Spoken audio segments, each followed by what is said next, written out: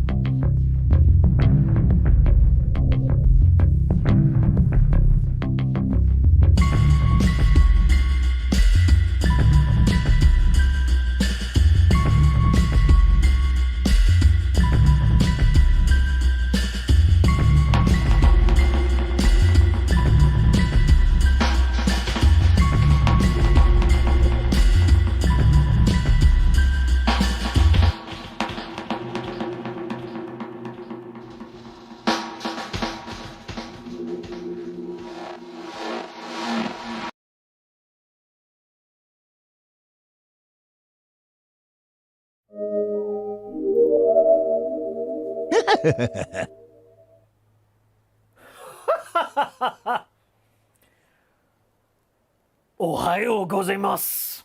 Ohayou gozaimasu. Watashi wa Hikikomori desu. Welcome to the Hikikomori Cool Stream. Saturday stream. Surprise! Are you surprised? I'm surprised.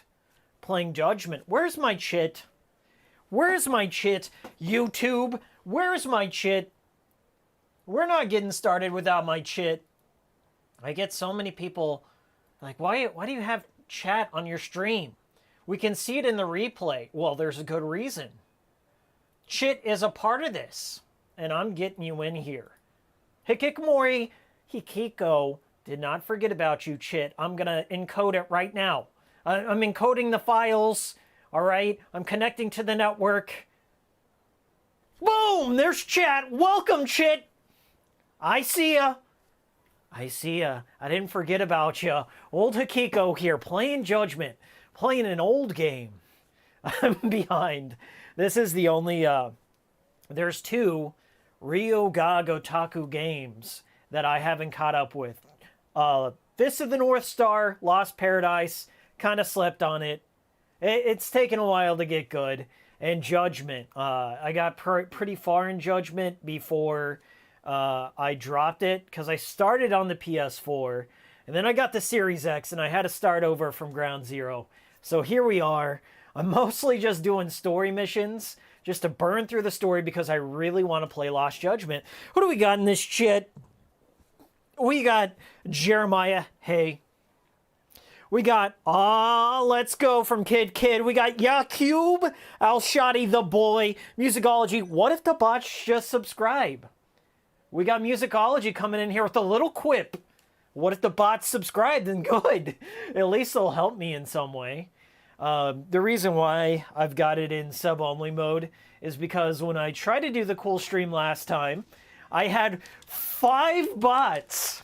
5 porn bots just spamming my chat with all the good porn leaks. Okay? All of them. I wasn't getting a cut of that porn money. Okay? Not this time. I wasn't getting a big old cut of that bot porn money. So I said, I think it's the very least you could do, bots, is subscribe before you start spamming my chat. YouTube really doesn't do much in regards of stopping porn leaks and other scammy leaks besides, just putting the onus on the creator. So you guys don't even know this, but every time I post a video, I have to delete 4 or 5 links from various bots. And it's just seconds after it's been uploaded. They just swarm it. The bot swarms. The bot swarms. They're stealing all the PS5s and the Series X's. And then they're linking all my subs to scam sites and shit. And they're not getting any more shine from me. So for now, it's going to be sub-only mode. It's not like Twitch. It doesn't cost anything to sub. So you can just sub, and then you can join the chat if you would like. We're going to do that from, not here on out, but just for this stream, see how it goes. And see if the bots at least sub first. So that would be nice. Get some free bot subs on it. Boost them numbers. Got to pump those numbers up. Because right now we're in rookie numbers mode. But yeah, I thought I'd do a little cool stream today. I am working on my 4th sweary files, The Good Life. It's taken a long time because I have a lot to say about it. And I'm aiming for Christmas, just like I did for Dark Dreams Don't Die last year, which went over pretty well, I think. Everyone was home, everyone was able to watch it, so I figured, why not do it again? Uploading videos, especially ones you put a lot of time into, is always a crapshoot. So you kind of have to gauge it around when people are around, when they're home. So they're home for the holidays, home with Hikiko, gonna be watching that good life, that tasty life. Script's gotten out of control. I've got a different perspective on it because I am a backer. I was a backer of The Good Life, so we're doing that. Let's see who's in here. We got some Hassy cans. J-Spot's in here. The Gun Show. if that's what you want to call it. Yes, I did just get out of the shower. And I'm like, I've got the energy, pep in my step. Let's go. You buying bots? No, I can't. I'm not buying me bots. Hopefully out there for Christmas, somebody's buying me some bots. We got Mr. C. Oh, dang, my boy's playing Judgment. I love this game. Such a twist. Finding out that Ray Harley is the mole killer. Crazy. What? Ray Harley's the mole killer? That's some deep lore. It's funny, Mr. C's in here. I'm like, yeah, all the porn bots are allowed, but Catalina Collection's not allowed on YouTube. But we're just going to go straight into some story missions. Last time I played this, I think I was up to chapter 5 before I had to pump the brakes on it and try something else. The Series X version. So what's up, everyone? Hey, Miles. Cute in that wife beater, says T-Crush. I call it a tank top. Some people call it a wife beater. Some people call it a husband beater. Some people call it a child beater. Whatever you want to call it. It's a very comfy thing. I just threw it on. But, you know, I've done multiple streams and videos. Somebody commented on my first Good Life video on like way back when the campaign was going. I made a video on that. I've just done it in a white plain t-shirt. All of a sudden, getting all this attention for wearing a comfy cotton tank top. Okay? If I had some big old titties, some big old jugs and stuff, you guys wouldn't be talking about that. But all of a sudden, Hikiko throws on a comfy cotton tank top, and then all eyes on me. But that's okay. Not saying anything about the pink shades. It's all about the pink. You just give me all these, make me body conscious. I'm getting all shy. But it's all right. I'm playing a Kuza game. I'm playing Judgment. Okay, we got to get pumped for it. But yeah, I've done so many side quests in this. I've probably put 30 hours into this file, just doing side stuff, dicking around. But I told myself I just finished the story mode so I can get straight into Lost Judgment. Some of the side quests in Judgment aren't my favorite, like the drone races and stuff. I could do without that. Some of the more stealthy things, like where you gotta profile somebody, like stalk them. So I just haven't been, I don't know. I think the stuff I've seen in Lost Judgment, I've been more excited for, like the Sega Master System things. Domestic abuseware, says Milvato. Very good. Hikiko fully funded The Good Life himself. I funded a good portion of it. I should calculate how much of my money went in there. I'd say it's like 0.5% came from Hikiko. My channel's name is in the credits. So if you have the game, you can find the Hikikomori Media YouTube in there. I need to scan through those credits and see if there's any e-celebs that did fund it. There's some big funders in there that actually got in the game. There's an NPC that has some story quests or some side quests from funding the game. We're doing a tailing mission, my favorite stuff. I'm just kidding about that. I'm not very much a fan of the tailing segments. I get it, you're a detective, but I guess it's because I'm more of a traditional Yakuza, like run into action, solve problems as you come. Like there are some segments in the original Yakuza game where you could tail a suspect, but if you failed it, you could just throw hands. Oh shit. Oh, he's on to me. He's on to me. All right, there we go.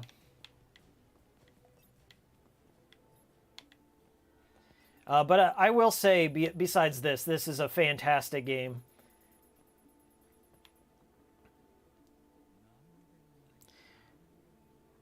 Look at them arms, says J-Spot. Killer pecs. Well, I'm trying. Stop. Your body, all these compliments are going to my head. What am I going to do? Lost Judgment is good, says Kid. Well, I'm happy for it. That's going to be kind of my Christmas treat to myself. I'm going to finish up The Good Life, and I'm just going to sit down and play Lost Judgment. So my target's over there, and he can kind of see me, I guess. Oh, now he can't. Now we're invincible. 100% camo. Hi, everyone. Hi, Master Chief Snake. Long time no see. This reminds me of Shenmue. It's like open world, but gameplay makes the world look small. I just gifted my friend a copy of the Shenmue HD 1 and 2. He's the biggest Shenmue fan I know. But he hasn't played the HD collections or Shenmue 3. And then he recently went through Yakuza 6 for the first time, and I really like Yakuza 6. I would say probably my favorite in the series is Yakuza 4. But all of them are pretty solid. Even the ones I get criticized the most, like Yakuza 3 or the Kiwami series, they're all kind of like comfort food for me at this point. So I tend not to be too nitpicky when it comes to the Yakuza series. I know what I'm in for. I will say my least favorite is Dead Souls. I quit that game so many times, but I did beat it. I think one of my first cool streams I ever did was me beating Dead Souls. And it's still not good. My friend Mark has platinumed every Yakuza game but Dead Souls. And I told him, like, just don't do it. It's not going to be worth your time. It's so repetitive, and I don't know. I just don't think the format works in a Yakuza thing. It's very antithetical, and I guess that was kind of the point. It's a side story, it's whatever, but I'm just not a fan. There's some funny things in there too, like whenever you get to play as Majima and his whole ending, how he gets rid of the zombie virus and stuff like that's pretty cool, but it's just not for me. I played Shenmue a bit on an emulator because I wasn't born in the 90s. It's good. My dad has played it though. Oh, that's cool. I like that there's like a generational thing going on with Shenmue now. I played Shenmue when I was in middle school. My mom judged me about it because it was around the time the PS2 and the Xbox were hitting the scene. Infidelity camera. It was around the time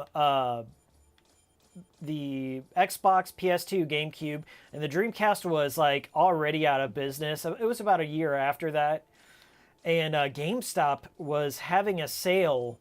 It was just like 50% off all Dreamcast games, and they were selling the Dreamcast for $60. So I like traded in a bunch of games, and I saved up a bunch of money, and I just like got myself a nice little Dreamcast collection. And it was like Shenmue, Illbleed, Blue Stinger, and all that. I got all of them like at one time, and I think that was like one of the greatest Christmases I had for myself. Oh shit, I failed. I have to get them all in frame, and they caught me. Shenmue itself is just kind of like one of those games that you have. I would recommend if you have a CRT television, one of the old tube TVs, to play it on that. It just has like an old 80s vibe about it, and you gotta set the mood to really get into it.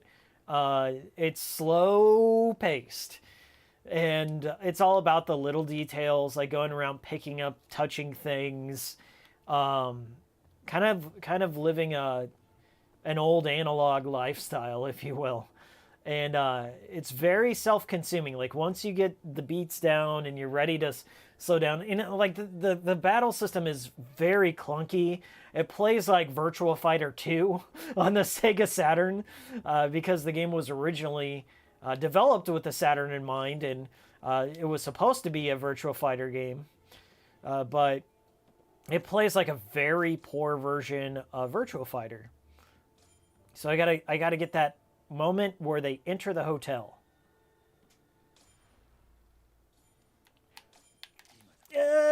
Got him! Nailed it. All right. There we go. I think I gotta wait for him to come back out, smoke a little cigarette, read some chat. Mr. C says, the only reason I haven't platinum a Yakuza game is because of Mahjong. Yeah, see, the thing is, like, this is where I take umbrage with the Yakuza game is, if you don't like a mini game, like maybe you don't like bowling or darts or pool or something, like you have to be a master, like a jack of all trades. And that is kind of to the game's detriment, if you will, for completionists. There are some very good mini games, like a Dragon has the go-kart racing, the Dragon Kart. I really enjoyed those, but it's whatever. My friend Mark, he's good at every game. He's always been good at games, so he kind of gets into like learning the minutia. Like he taught himself Mahjong to do all of that, and I think he just plays for fun now.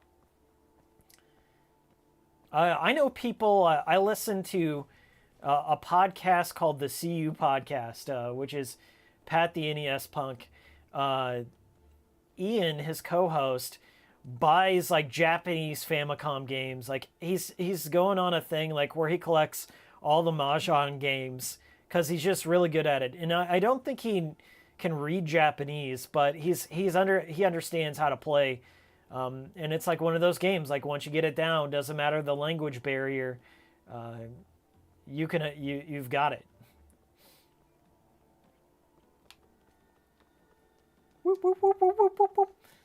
Sorry about the slow side games. They kind of force all these stealthy things like early on.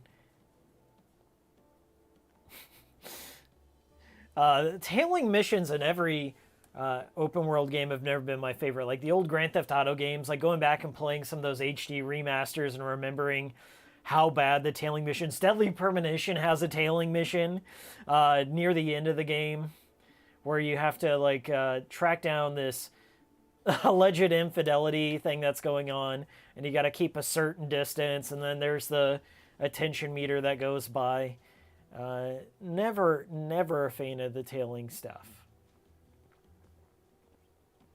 I think it's just a cheap way to add gameplay or add side quests.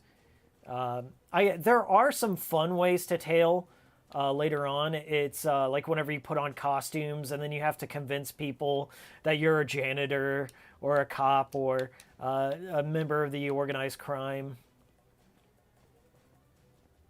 She couldn't have gotten that far away.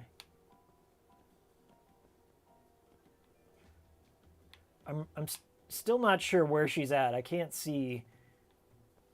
She's somewhere nearby. Oh no, she's seeing me. Oh, there she is, right there.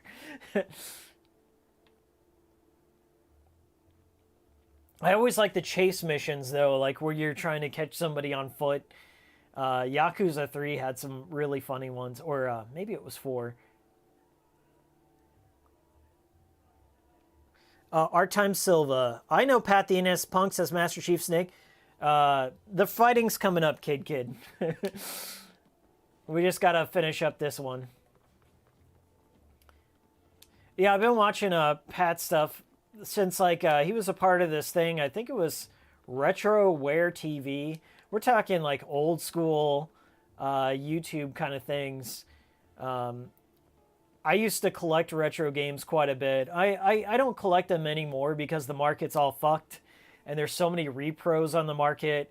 And when you're dealing with people, you're dealing with like old Gen X boomers and stuff like that. They're so very, I don't know, gatekeepery, elitist and stuff. And, you know, it's always a dick measuring contest. I legitimately like playing my games on an old CRT. I'll be making a video about my new setup that I got going on. I was going to play something more retro today, but I got a few pieces left to get my setup going. But I think you guys will be pretty impressed with this thing I built. Or you'll be like, what the hell? Why is he doing this? One of the two. But yeah, Pat had this series called Flea Market Madness. And it's, I think he filmed like a whole bunch, and he's got a bunch in the can that he just pulls out and edits, because like you can't find deals like that anymore. That time is a bygone era. You can't just go into a Goodwill. You can't go into a flea market or secondhand store garage sale. It's all gone. Like it's all gone. You gotta wait for a bunch of like Gen Xers and millennials to die. You gotta wait for like estate sales now to get a good collection. It's maddening. I think what they're doing is, in a sense, they're cordoning off, if you will, gatekeeping, if you will, like a whole new generation from discovering, collecting, or playing these games in their original fashion. Because of how they're pricing people out. And there's like this whole big conspiracy going on with WADA and then like the video game auctions and fixing prices, and the people who grade the games are now in bed with the people who are auctioning these games. And like it's getting so ridiculous that a whole new generation of gamers are just going to be turned off from there. They're like, fuck this, it's too complicated. If I can't play it on my phone, if I can't just get up and go, I'm not going to want to do this. I think like there are some games that have like evergreen appeal, like Sonic the Hedgehog and Mario and stuff. Some kids want to rediscover that. And generally speaking, that's not going to be priced out. But like the more obscure stuff is just going to fade out. And I think just the retro gaming bubble has kind of cannibalized itself because they've kind of put up these barriers of price, and they've killed all these retro game stores and just like self-discovery and all that. That this new generation of gamers is just not going to give a shit. And then they're just going to get into these predatory gaming bubbles, like wherever it's pay to win and shit, and loot boxes. All right, so here we are. Hey, Hikiko, posture check, says Holden. I sit up straight, okay? But I lean in when I'm playing my games, all right? But thank you so much for looking out for my spine. I appreciate that. Make D4 Season 2 on Roblox or Little Big Planet 3. Maybe Dreams or Unreal. It's an Unreal Engine game. It's possible. So here's my little pad. When you buy Judgment on the Series X, you can get all the DLC included, which is nice. I bought Judgment, I think, for I paid full price for this, and then it instantly went down to 40, but I don't care. Hopefully Nagoshi has a good retirement plan from Sega. But you can see up here, I got Haruka from Yakuza 5, the idle version. I got a cat. I got a bunch of cats here. I got another, I think that's Haruka. I got Dracula down here. I got the mascot from Yakuza 6. I got this big golden cat box. And then you can also play some music. So you go over to the convenience stores like Kombini. And then you get some nice jazzy tunes for your pad. Recently, I unlocked Outrun, so we can play a game of Outrun over here. Yeah, let's do a little thing. I just want to see what it looks like if they present it in widescreen or 4:3. Yeah, it's in a nice little frame there. And we can play some Splash Wave here. Wait, up, down, left. Wait, there we go.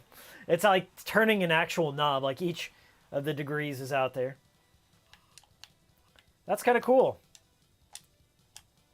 What are my buttons? Is it Y to accelerate? No, it's B. Okay. Yeah, that's really awesome that they put that in there. There's always a Sega arcade, but I like having one at your home base. That's something that they included in Lost Judgment that I really want to get to as soon as possible. There's a Sega Master System, and you get retro games for it.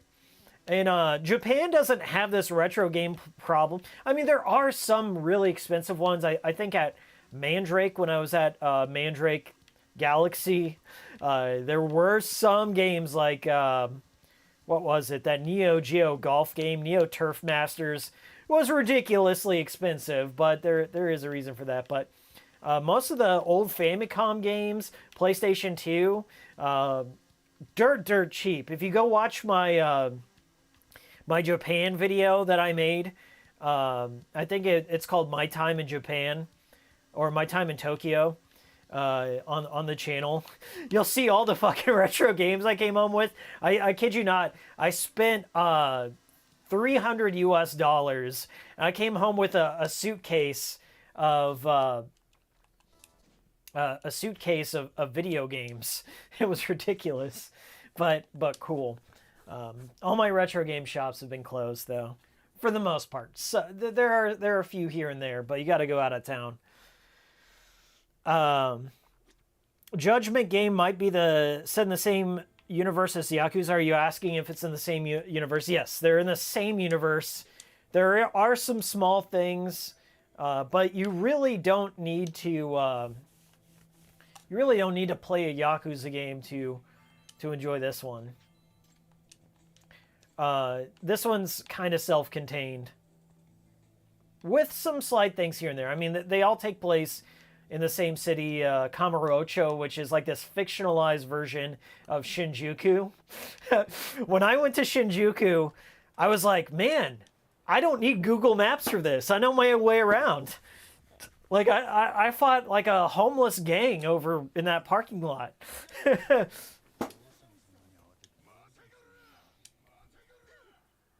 All right, don't run.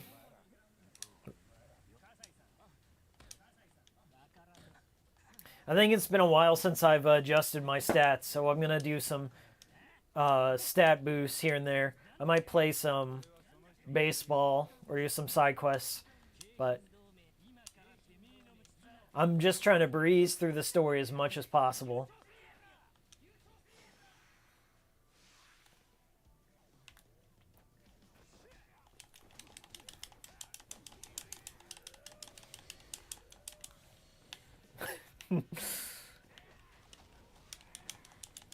I made a video not too long ago about the PlayStation 4 homebrew, and Judgment does appear in that. There's a mod that only exists on the PlayStation 4 version of Judgment, where you can uncensor some of the stuff. This game was notoriously censored.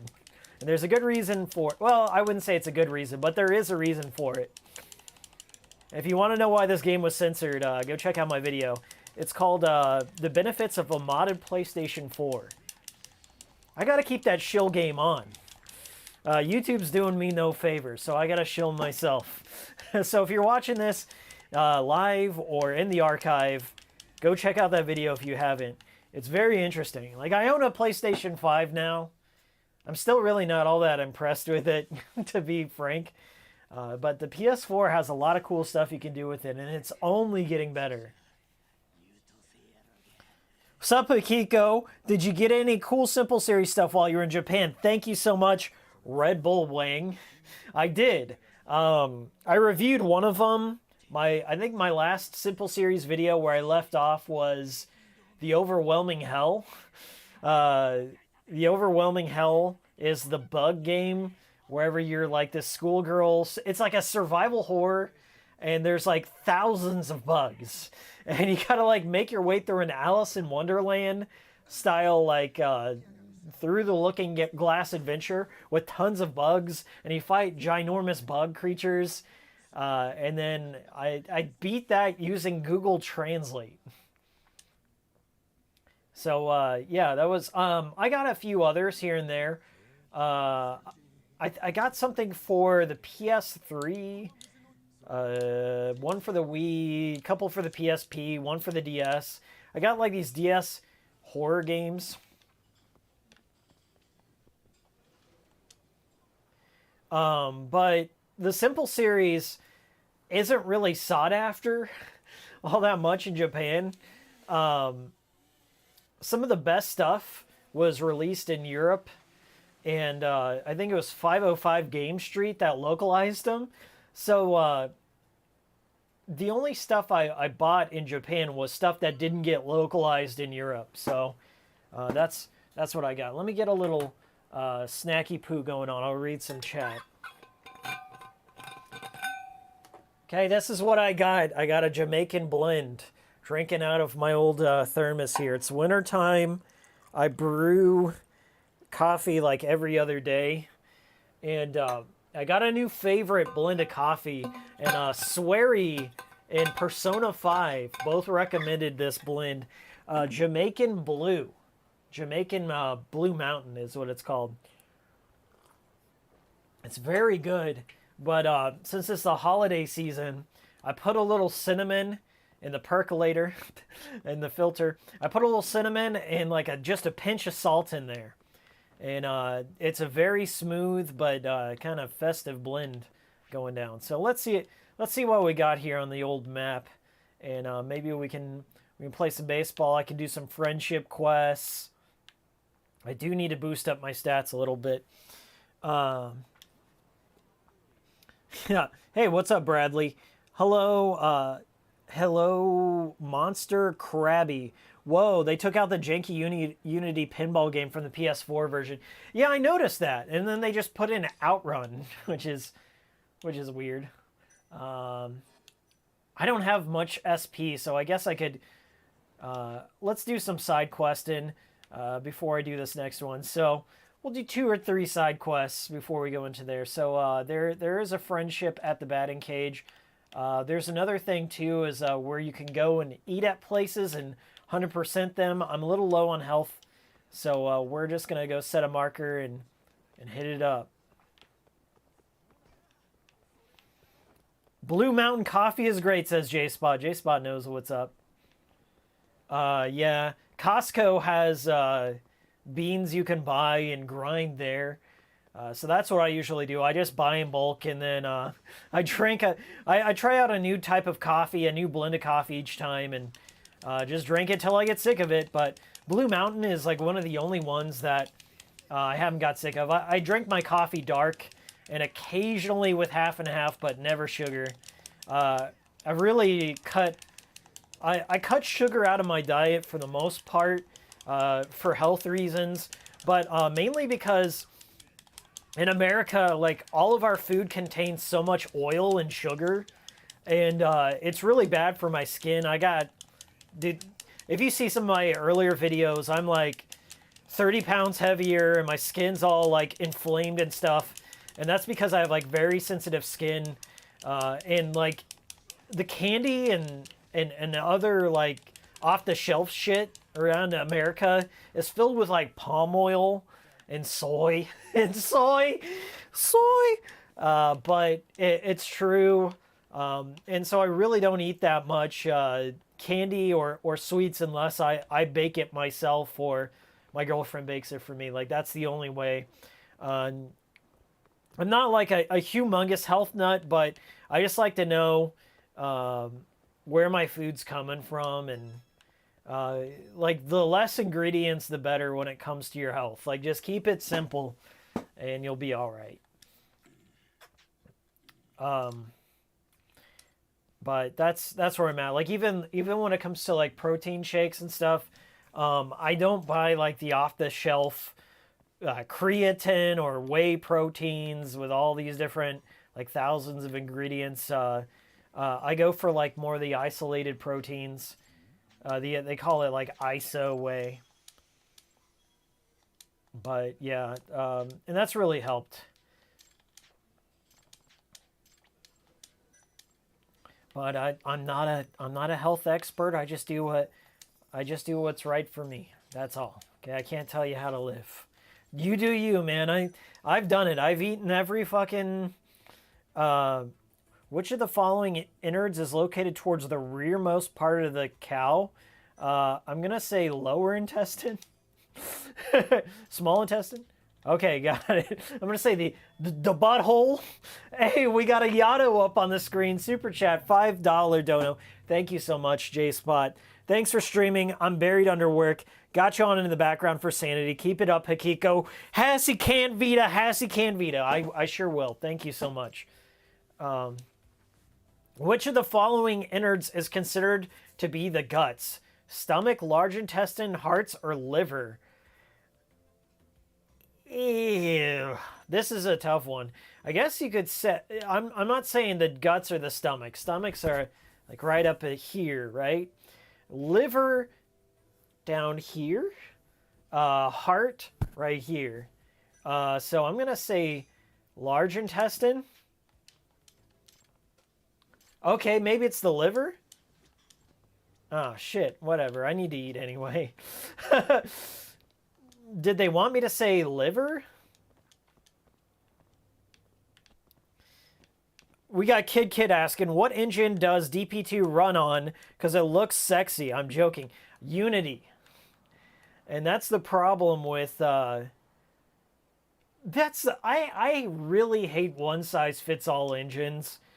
Like with pre-existing assets, sure, it may be easy to develop for and port for, but it lacks kind of a vision behind it. And Unity is like one of the most... I've heard there's good games in there. I think, is it The Outer Wilds was made in Unity? My friend Mark keeps telling me to play that. And I think The Missing was made in Unity, but The Good Life was also made in Unity, and Deadly Premonition too. But I'm not a fan of it. Things look kind of more commodified and commercialized, and less of an artist touch behind it, if you will. It's just kind of I don't know, generic is the word I'm looking for. Very generic. I got drunk. I'm looking for a restaurant, but I ended up with two handles of I think I got some Jack Daniels there. I got some whiskey and I think Yamazaki, but I wasn't really paying attention. I was reading chat. Of course, I was reading chat again. But thank you so much for the super chat. Appreciate that. Here we go. We can get some yoba. Not yoba. Yakisoba. Oh no, this is a sushi place. I had some sushi the other day.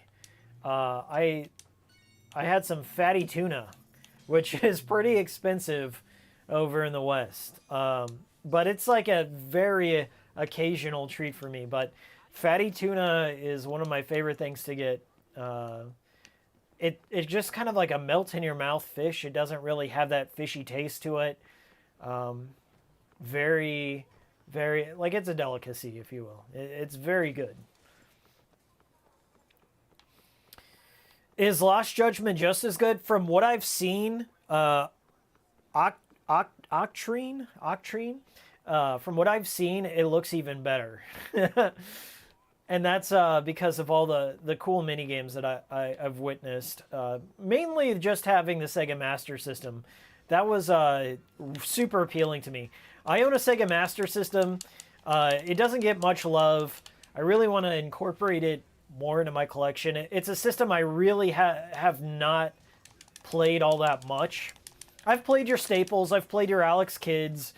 I've played Rambo. I've played Black Belt, which is Fist of the North Star. I've played a lot of the Sonic games on there, but I'm sure there's some interesting stuff I'm missing out on. It really didn't get that much of a marketing over here in the West. When it was around, like the NES was super dominant. Even Atari was still hanging on at the time, but NES was just such a supreme force until like the Sega Genesis hit. And then it was like NES and Sega Genesis and then Super NES Genesis. TurboGrafx really didn't get... TurboGrafx to me, I think, was mostly like mail order. You had to get like order it out of magazines or find a very special shop that will special order it for you. But for the most part, I didn't know anyone. I didn't know anyone with a TurboGrafx, and I just happened upon one. I think when I was 20, there was a retro game store that opened up. And the guy was like, he didn't know what it was. And he says, look, I got this thing. I got a TurboGrafx 16. It comes with 5 games. I'll sell it to you for $100. And that's how I got my TurboGrafx. And I prefer it over the Sega Master System. They're kind of comparable, but the TurboGrafx had Hudson games. It had Bonk on there. I like the Bonk trilogy. I like Arizonk. I think I streamed Bonk on my channel once. They're still very great games. Play Alien Soldier Best Master System game. Okay. Is that Alien... Is that the pinball game? Alien Crush is the pinball game. And Devil's Crush. Yeah, I've played both of those. I enjoy those. Non-traditional takes on pinball games is always appealing to me. There's a Pinball Quest on the NES. Pretty good. All right, let's go to the baseball. I think it's the batters minigame. But there's a guy who's selling me bootleg stuff that helps me out in the batting cages. So we're going to do that real quick. And then we'll continue on.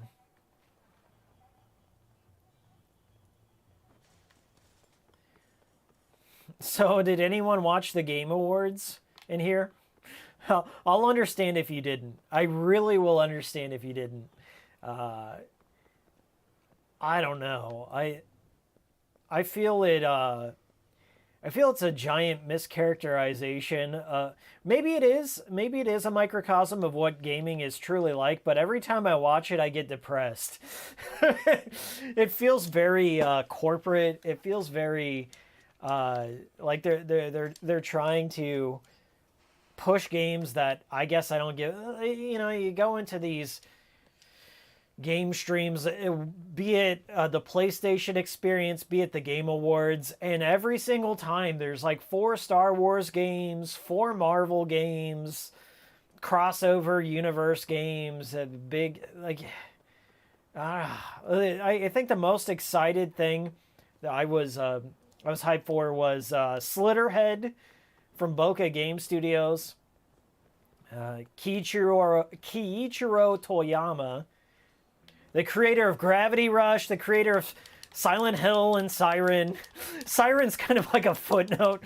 Like I've been recently playing Siren with my friend Mark. We've been trying for a decade or so to just make it through the first Siren. Siren is brutal and repetitive and not a fun time, okay? It's got some interesting ideas, but it is like the worst of the worst when it comes to stealth. And then going and just slightly, it's got a butterfly effect thing, sort of like Until Dawn. Like Until Dawn was inspired by Siren and Silent Hill and Majora's Mask and that sort of thing. It's the absolute bottom of the barrel when it comes to that. Like it just starting out, just trying to feel, it's not as fun as those other established games, if you will. In that sort of altering pathways, altering timelines, string theory, like the Zero Escape series did it. D4 kind of dabbles in it, not as much, but it's not fun. But I kind of get more of a Siren vibe coming off this new Slitterhead game. But it seems to be more like action-based and good sense of humor, and for some reason, it reminded me of that Ghostwire game that Shinji Mikami's been trying to put out for a long time. And I'll be playing Ghostwire when it comes out, but Slitterhead feels more like my vibe. And I really hope there's some funding behind it. a lot of these projects that have first-time studios just cannot find a publisher for the life of them. And like the initial trailer's good, but you can tell like the funding, like the bottom fell out somewhere. And I hope that's not the case. I hope it does get funding and it does come out sometime within the next 3 years or so. I feel that like the longer a project goes on, the worse it gets. And then they run out of money and they have to rush things. But I'm not sure what the vision is for the project. I will be following it. I also know that the creator of Ico and Shadow of the Colossus, he's been talking it up and hyping it. So there's a lot of big heads in the gaming industry with their eyes on Slitterhead. So yeah, I was excited for that. Art Time Silva says, I love Siren. You know, there is a cult audience for Siren. They say it gets better with Siren 2, like the Siren 2 is the peak of the series. I'm going to be real with you. Out of all the Siren games I've played, I like Blood Curse the most. And there's some big cult fan base in there that's they condemn Blood Curse because it's more westernized and they simplified some things. They give you more methods of defense in fighting the Shibitos. Because you gotta understand, the first Siren's brutal.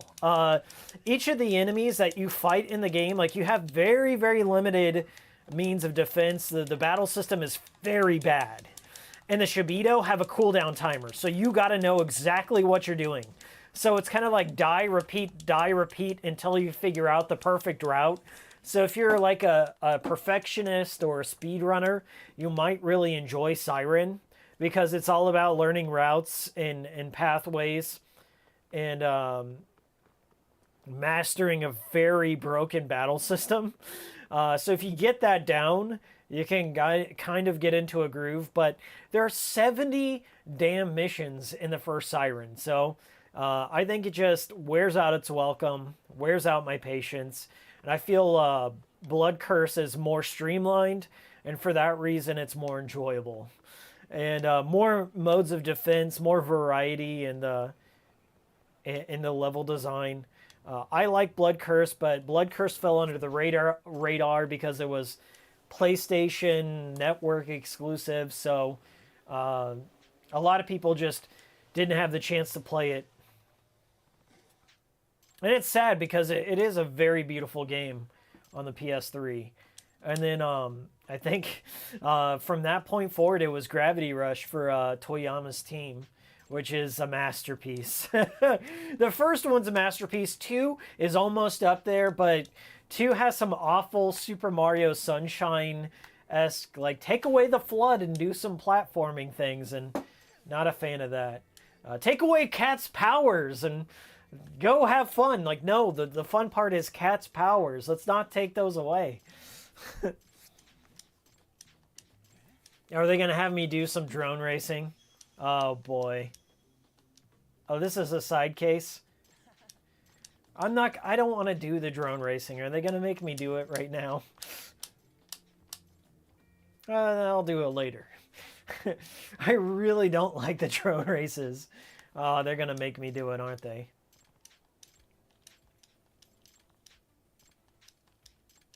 I like the slot car derby in Yakuza 0. I like the dragon cart in Like a Dragon. I do not like the drone races.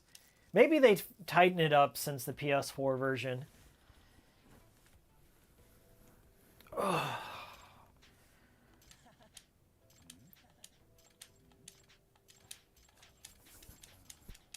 I'm going to go ahead and skip ahead here because I kind of know what's happening.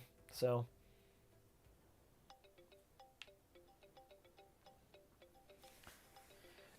in Musicology, is there any way to buy the remake of Siren? Yes, you can still purchase it if you have a PS3. And I believe they updated what is this emulator? It's called. It's RPCS3. RPCS3 has undergone like 5 revisions since the last time I checked on it. In Siren Blood Curse, I did run it on there, like back in an older build of the PS3 emulator, and it worked fine. And so it's probably already improved, but it's all like GPU, CPU dependent. So I'm not sure what you're rocking with, but it plays fine on there. Yeah, check it out. So you've got multiple ways, because Sony, navigating, when I made my PS3 video, navigating the PlayStation Store on PS3 is a joke. It's just as bad as the Wii U.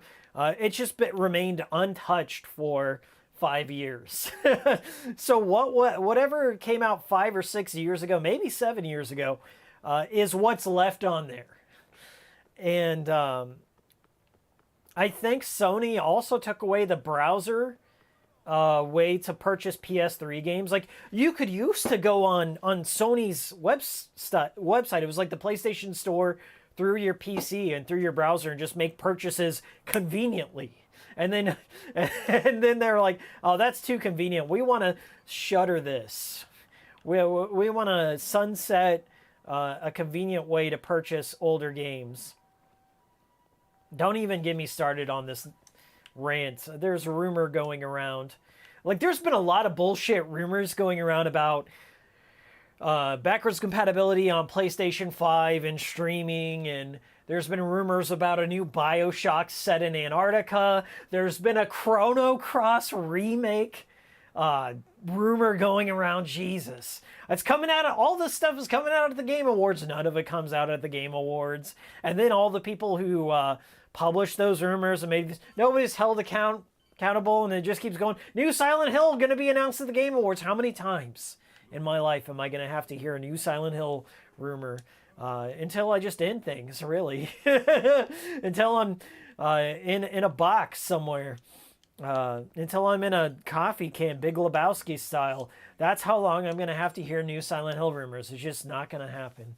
And stop reopening that wound. But that's all that happened. I think that's almost the worst part about the Game Awards is all the bullshit deluge of rumors that come out in the weeks upcoming. And then they're like, all this cool stuff, all this monumental stuff, they're saving for the Game Awards. They're just going to announce it at the Game Awards. And then it's just like the most representation Silent Hill gets is the creator of Silent Hill is making a new game, Keiichiro Toyama, know his name. And then Guillermo del Toro in some unrelated trailer for his own movie, which I'm going to go see. He has, I hope they make a new Silent Hill. And that's it. That's your confirmation. So I don't know how to live. I can't cope. I have no coping mechanism as a Silent Hill fan anymore.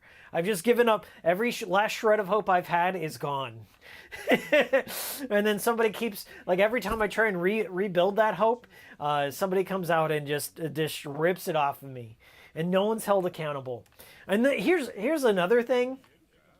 I follow, there's a subreddit called Gaming Leaks and Rumors up on Reddit, and it's like definitely a shithole where there's no accountability, there's no legitimate insider. Like here's the thing: if you are a quote unquote gaming leaker, right, and you start all these rumors, you should have a scoreboard next to your name of how many accurate rumors you've leaked, okay? And that scoreboard, like for every rumor that you get right, you get 1 point.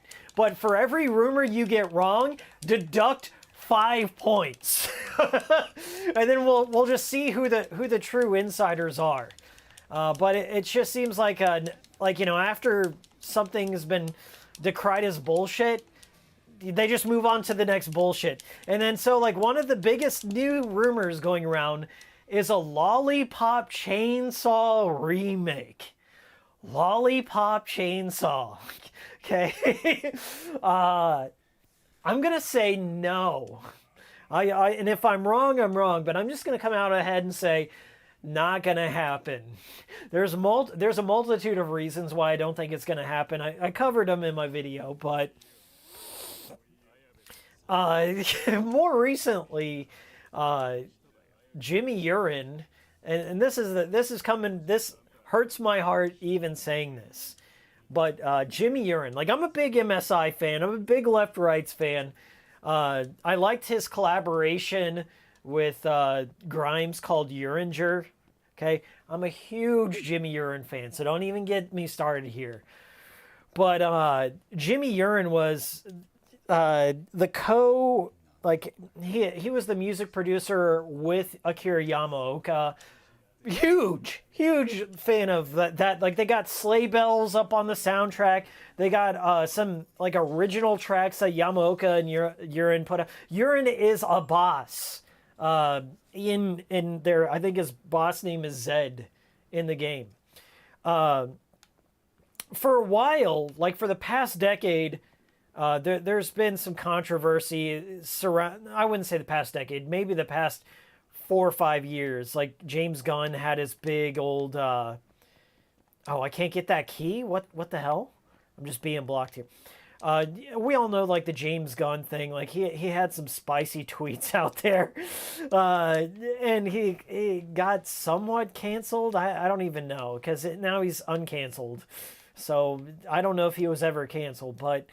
James Gunn was kind of a controversial figure, and that was kind of one of the things holding Lollipop Chainsaw back. WB owns the game, so it's not really up to Suda. There are so many licensed songs in Lollipop Chainsaw that they'd have to relicense all that shit, and who knows if WB wants to do that. Juliet Starling, it's kind of like a very... barely legal teenager cheerleader in a very sensitive time. Like, it made more sense, and I think in like 2009, 2010, but who knows if it would find the same audience again. And then the coup d'etat, right? The biggest new thing that would keep Lollipop Chainsaw from coming out is that Jimmy Urine, lead singer of MSI, and the Left Rights, go look up the Left Rights, big fan, still big fan. Jimmy Urine is now facing statutory R-word charges at the moment. Like it kind of, the story broke and then just disappeared. I don't know what the status of it is, but it's one of those like Marilyn Manson situations. Like, are you really surprised this dude did that? No, I'm not really surprised, but it still like hurts my heart to hear the accusations levied at Jimmy Urine, because I really liked MSI. It was a big part of growing up, and I like the work he and Yamaoka did on Lollipop Chainsaws. But if the allegations are true against Jimmy Urine, like that, it's really messed up. All the stuff but it's been like silent for a while. I don't know what the status is. You know, I'm not going to come out on the record and say that I know everything, all the inner workings of it, but I would say the stuff he's being accused of right now might prevent Lollipop Chainsaw from coming out or being remastered. But that's what I'm saying is, like, don't believe all these rumors. I think Lollipop Chainsaw is pretty much good as dead for a franchise. Shadows of the Damned has a better chance of coming out than Lollipop Chainsaw. So, you know, take it with a grain of salt.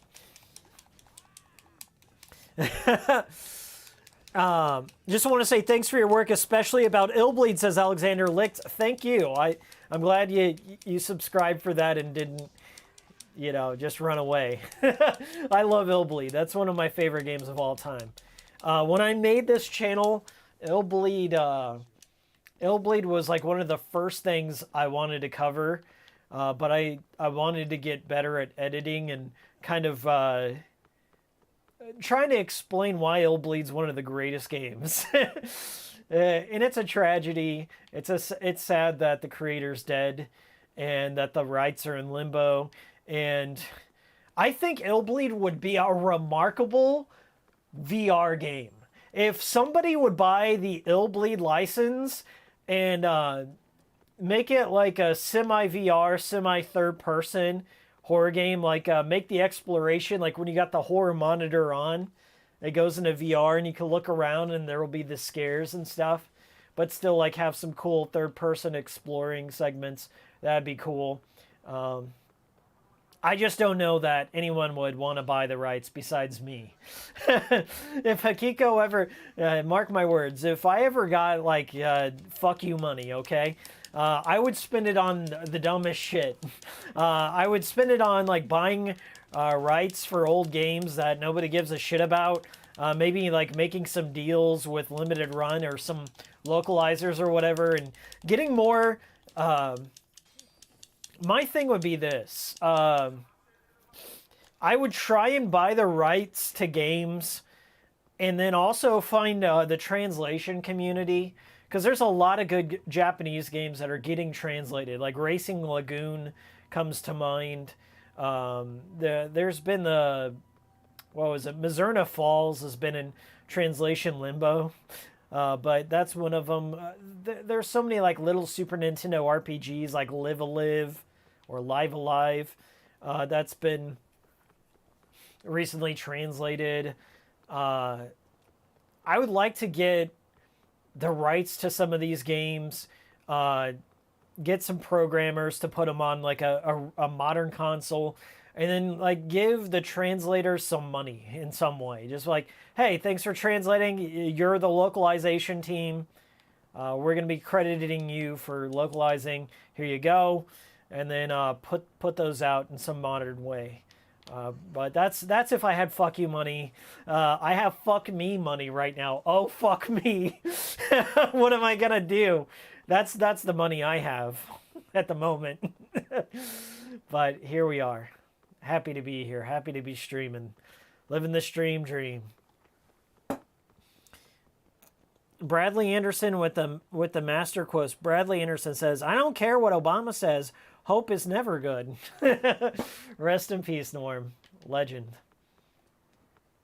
Norm Macdonald is certainly, if I had to cite like where my humor, I like very dry wit, but also biting satire on current events. I've always loved Norm. If you haven't seen Dirty Work is a masterpiece. Him and Artie Lang, and Screwed. I like Screwed. It's like him, Dave Chappelle, Danny DeVito. That trifecta of masters at their craft. Yeah, Screwed is pretty good. Any of Norm Macdonald's Weekend Update stuff, he set the standard.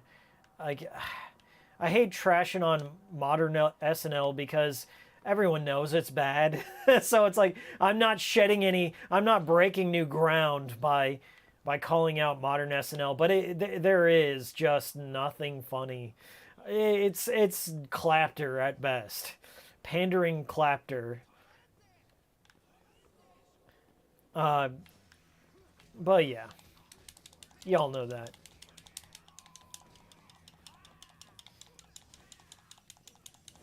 Oh, J-Spot, you played Racing Lagoon.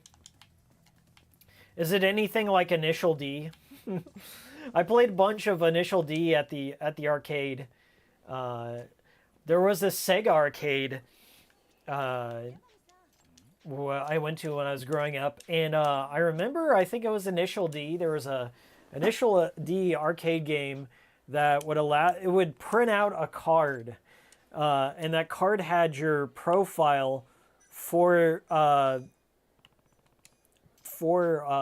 your stats, and it would update things on it on the machine. So like every time you come by the Initial D machine, you could scan your card, and I think it was like your license is what it was. That shit was great. I like little gimmick arcade games like that. Fun times. Let's eat all the bad stuff. All the stuff I can't have. I love toast. Don't even get me started. Hey, this is a pretty cool stream. What's up, Nar? Thanks. Hey, Wild Potato's in here. What's up, fam? What's up, Juggalo fam? CRT fam. Wild Potato is, their channel is straight up analog CRT goodness. 480p life. I was talking with Wild Potato the other day. I'm not going to reveal what I'm working on right now. A couple of my friends know. But it is CRT related. I gotta say, okay, so to go on my tangent here, there's a rumor going around, and I'm not huge on rumors because I think whenever you make commentary videos on it, you don't go back and redact or like correct things. If you come out on the record and say, oh yeah, like Sony's doing this, Sony's doing that.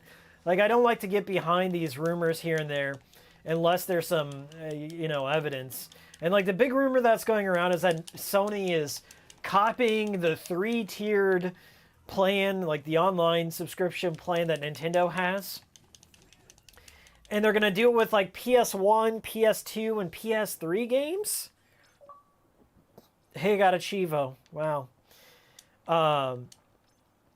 And the only way you'll have access to like PS1, 2, and 3 is if you buy their streaming like pass, and it'll be like it won't be a locally, it won't be a local file or a local emulator. It'll be through their PlayStation Now service, but they're going to rebrand it. And I'm not a fan of that. And I gotta say, like, as somebody who also owns an Xbox and plays a lot of Xbox, I'm not a fan of the way backwards compatibility is handled on there. Despite me having RetroArch and, like, up to PlayStation 2. Like, I do... It has some good emulators and it has some bad emulators. And I would say Sony's current emulators, all of them are trash. All of them. The PlayStation 2 right now, that you can download some PlayStation 2 classics. The ones you can have a bunch of problems, and they even have like graphical warnings. They're like, hey, you may encounter some graphical glitches, and it really takes you out of the moment. And so Sony is really not so much invested in, like, they don't really care about their legacy, and they're just doing like the bare minimum they can to get you to say like, hey, here we are. If you like PS1, PS2 games, buy our streaming service. So if that's the case, that's shameful, and I want nothing to do with it. I swear to God, I will cancel my... If they do that, I'm canceling PlayStation Plus out of principle. I know my boycott won't mean anything in the grand scheme of things, but I'm like beyond tired of that shit. They're more than capable of emulating PS1, PS2 games, especially PSP. Easy. They've done it. They've done it on the PS4. Don't give me any bullshit. I've seen it. They did it with Medieval Remastered. They did it with the Prop of the Rapper, Local Roca Remastered. They have PlayStation 2 classics. If there's a way, but there's no will to do it, if you catch my drift. It's just straight up, they're not interested in preserving things, and they steal open source emulators, like they did it with PCSX Rearmed. They straight stole that. Let me show you. I got it right here. They stole PCSX Rearmed, an open source general public license emulator, and they put it shamelessly on this PlayStation Classic, one of the most embarrassing like TV console in a box disasters in the gaming industry. Like, absolutely bare minimum, shitty curated library of games that nobody asked for. Didn't even have the balls to put Parasite Eve on there for Western. Like, I guess in Japan they put Parasite Eve on there, but not in North America. And then a lot of the ISOs they put on this embarrassment right here is the PAL ones. And not even the Europeans want the PAL versions. They want the 60 hertz version. They put 50 hertz versions, slowed down versions, graphical issues, sound issues, all on that. So, like, if they do end up doing like this curated classics library, you know you're going to end up with like only first party stuff. They're not going to want to make deals. It's not going to be as good as the PS3's library. So if you want my advice, get yourself a PS3, okay? Even a Super Slim. Get yourself a Super Slim. Just get them that way. Hack it. Dump all your ISOs on that. That's the best way of going about it nowadays, because don't rely on Sony to do the cool thing ever. I'm done. I'm not in their corner anymore. Microsoft, at least Phil Spencer, not to make a console wars thing here, but Phil Spencer came out. It was an interview, I think, with Pure Xbox. Okay, he came out and he acknowledged the C-bomb. He's like, yeah, I heard about the C-bomb concerns with our... He didn't even say rival, with other platforms out there is what he said. Because Phil Spencer comes out and he's like, listen, this whole console wars thing is bullshit. I want nothing to do with it. Based Phil Spencer, I love you. I really think Phil Spencer has a good heart and a good approach to things. I'm always a fan of making games more accessible. You want more, the widest market you can get playing your system, playing your games. Like, even Microsoft has been making more accessible controllers for people who are disabled. I love that. And I think they kind of showed that off in the Game Awards. And I'm all for that. Because, like, imagine, like, being put in a situation, like, where your hobby is like, kept away from you due to a controller. I think Microsoft's really, taking the best approach for the future of gaming. They're getting more of their legacy titles out there. They're getting their games out on so many different platforms. And then for Phil Spencer to come out and say, "Listen, we've heard about the C-bomb thing, and we've got some issues right now with how we're handling backwards compatibility." He knows game preservation is at risk, and they're looking into it. Just for them saying that they're looking into it is more than what we got from Sony. Sony straight up denied this. They won't even say C-bomb. And they denied it existed. And yeah, they did fix it, but I would say this is progress. I would say this is progress, and I would like to see more Phil Spencer like quotes coming out of Jim Ryan than all these like things that he has to walk back. Like if you want to know what their stance is going to be on PC for the future, it was their initial stance on it. Who wants to play these old games? And this is what they're gonna do. There's a Hikiko prediction if you want to know. God damn, I'm hungry. All this food, all this ranting gets me hungry. But I'll tell you what they're gonna do. Let me get some of these nuts real quick. Let me read some chat before I go into this big one.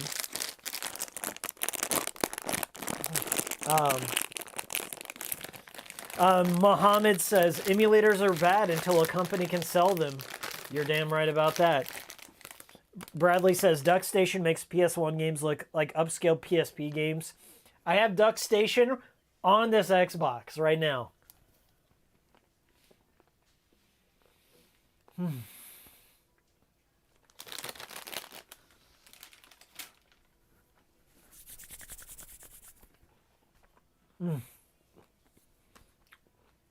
I'm so damn hungry. I'm sorry, guys. I need that snack. You're right. Hey, what's up, Hassan? Well, Potato says, you'd think they'd be comfortable just dumping PAL ISOs on all their classic consoles. They drop more formerly regional lock games like Parasite Eve for Europe, Hell Knight for US. Yeah, those are never going to make an appearance on a Sony platform. I think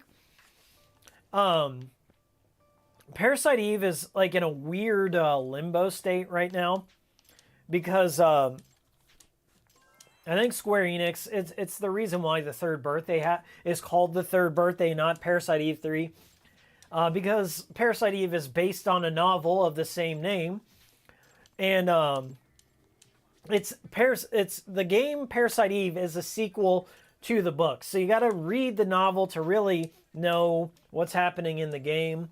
There's also a really bad movie, Parasite Eve, that's based on the novel. Not a fan of it, but the original author, I forget his name, but he did not like the game Parasite Eve 2. What they did with it, like I think they didn't ask for his involvement in it, and they released it, and he came out on. I think he found out about it because he went into a game store. Like he saw it in a game store, and he's like, I don't remember them ever calling me about Parasite Eve 2. What is this all about? And then he played it, and he goes like, no, this is not the direction I would have gone with Parasite Eve. And he kind of disavowed the series after that. So it's kind of like in a weird limbo state. Like Square Enix doesn't like to acknowledge Parasite Eve. And that's sad. I think European gamers never got it. It didn't release in PAL territories.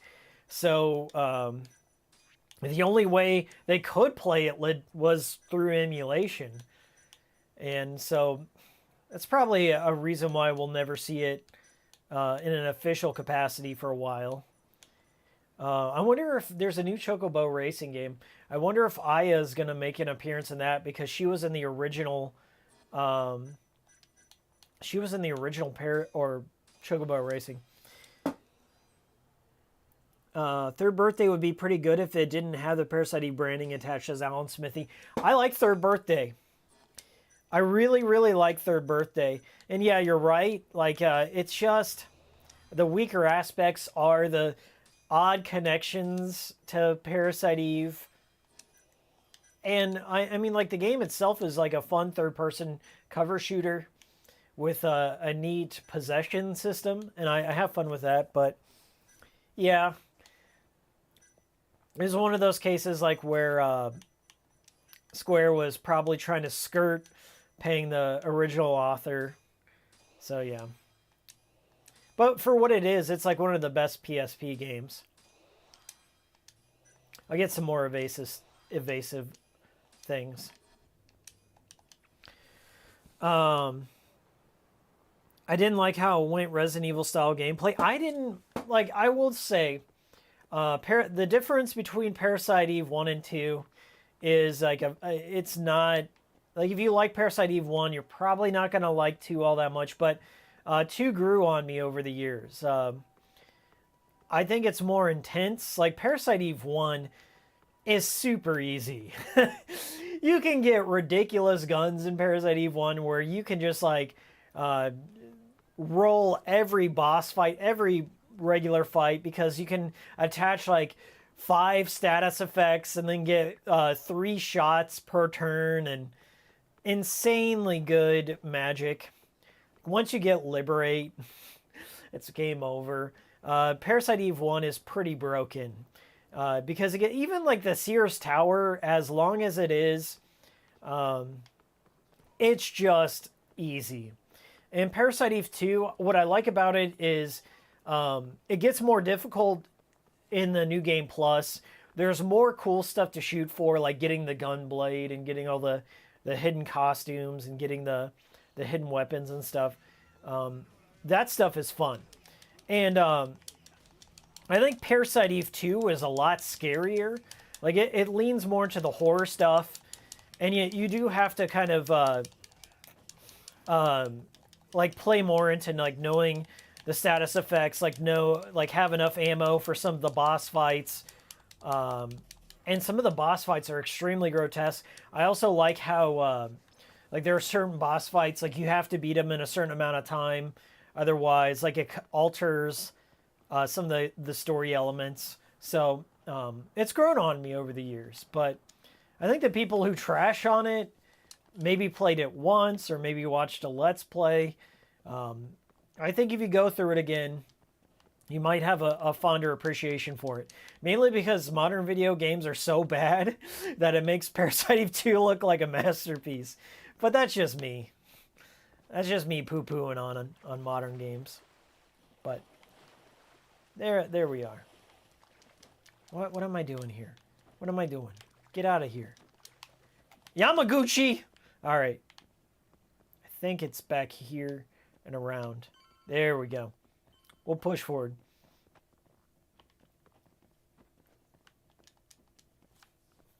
Open that door. Open with the matching key. Is it this one? Okay. Thoughts on no more Judgment games because one of the actors' agents didn't like the games being on PC, says Alan Smithy. I mean, I don't know. Maybe it's a good thing.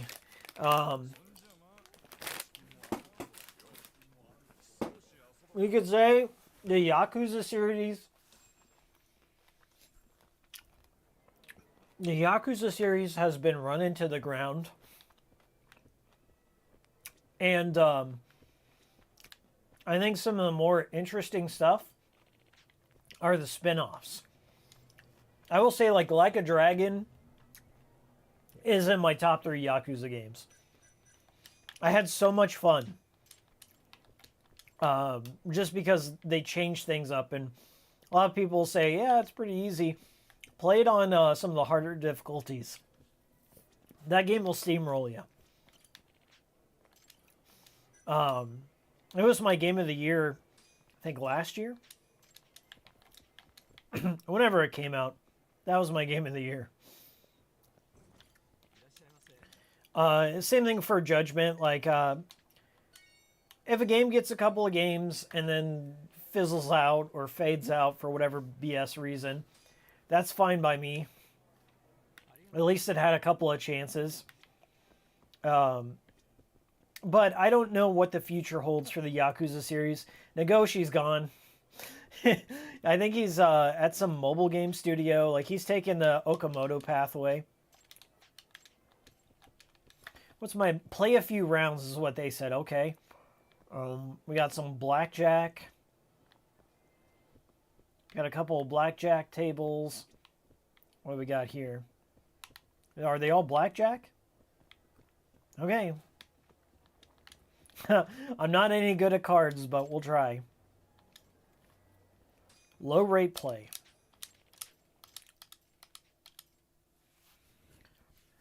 I don't like gambling.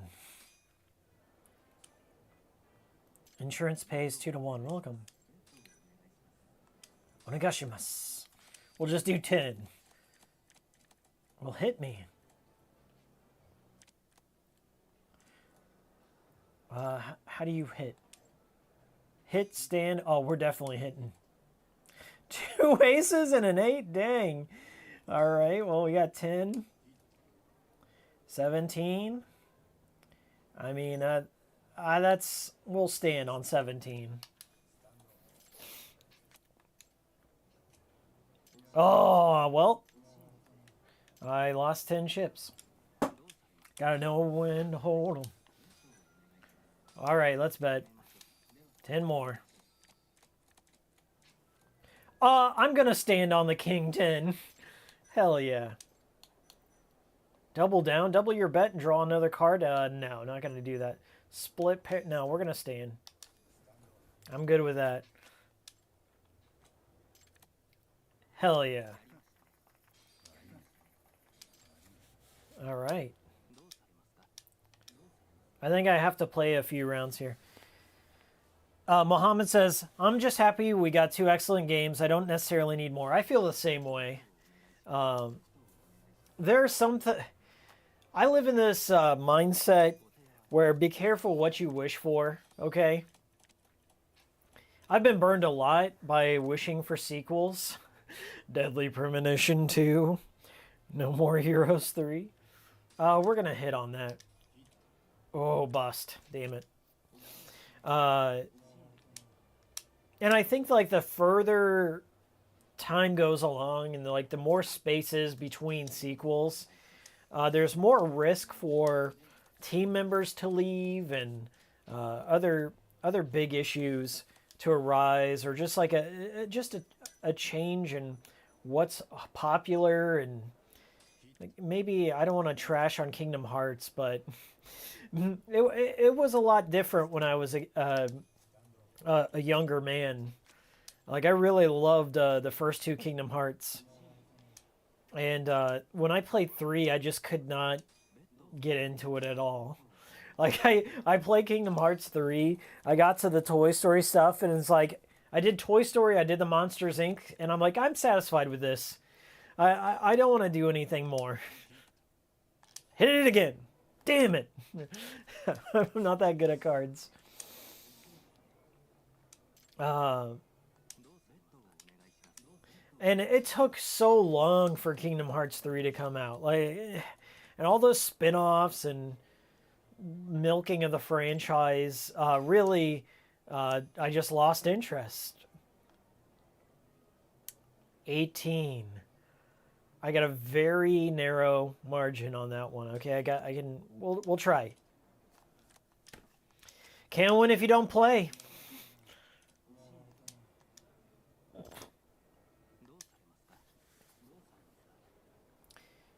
Don't forget the really solid Yakuza Fist of the North Star game, says Wild Potato. I was talking about that. I popped that into my PS5 to see if it played any better. It's still... it feels like an Oni Chambara game, is the best way I can describe it. It's very on the cheap side. Like, this is a very third-party licensed game kind of thing. Like, their whole heart wasn't into it. And it feels that way. We're going to hit this one. Oh, I keep busting. It takes forever for the Fist of the North Star game to start getting very interesting. There's a lot of like slow walking. Hey, follow me. Hey, here's the story thing. It's not. It's not that I don't like the gameplay. Like I really like the fighting system. I like kind of the post-apocalyptic area, the Mad Max kind of thing.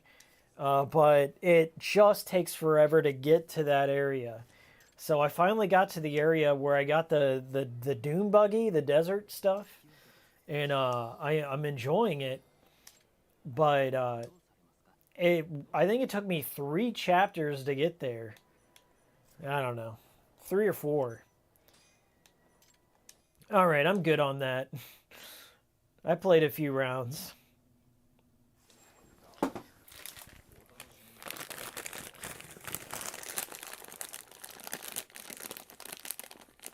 Lost Paradise, yep.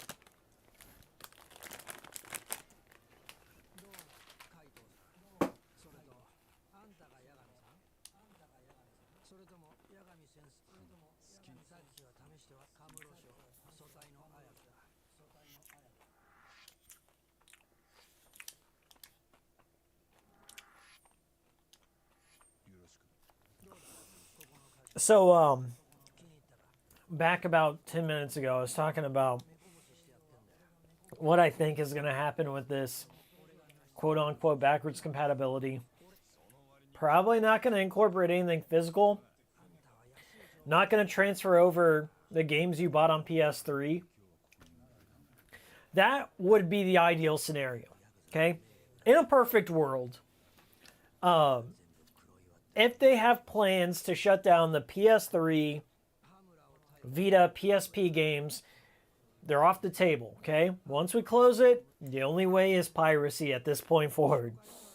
If they reopened it for like PlayStation 5 and even incorporate PS4 in some way, if they reopened it and allowed you to carry over your purchases, so I have Mega Man Legends 1 and 2. I have Suikoden 1 and 2. I have all the Squaresoft RPGs, Chrono Cross, all the Final Fantasies. I have them on my PS3. I have a bunch of digital-only PSP games, digital-only Vita games. Ideal world, they'd allow you to transfer your purchases over to PS5 and play them that way. That's not going to happen. I don't think that's going to happen. And I think their selection is going to be this. Their selection is going to be first party PlayStation games. So stuff they already own, stuff that they have the license for. Square Enix is going to come in. They're like, here, just put Final Fantasy 7, 8, 9 on there, the OG ones. Okay, maybe put Chrono. Final Fantasy Anthology or Chronicles, right? With a bad port of Chrono Trigger on there. Because we got Chrono Cross coming out. It'll be something like that. Maybe Sega will come in and put a few titles here and there on it. But they're going to put like a very paltry amount of PlayStation 1, PS2, PS3 games. Like maybe they'll put the original Last of Us on there. Maybe they'll put Catherine Vanilla, just a few things here and there. And no one's going to buy it because it'll be streaming only, potentially. It'll be streaming only, or they're going to put such a, like, I don't know, embarrassing amount of titles on there, like maybe 20 per console.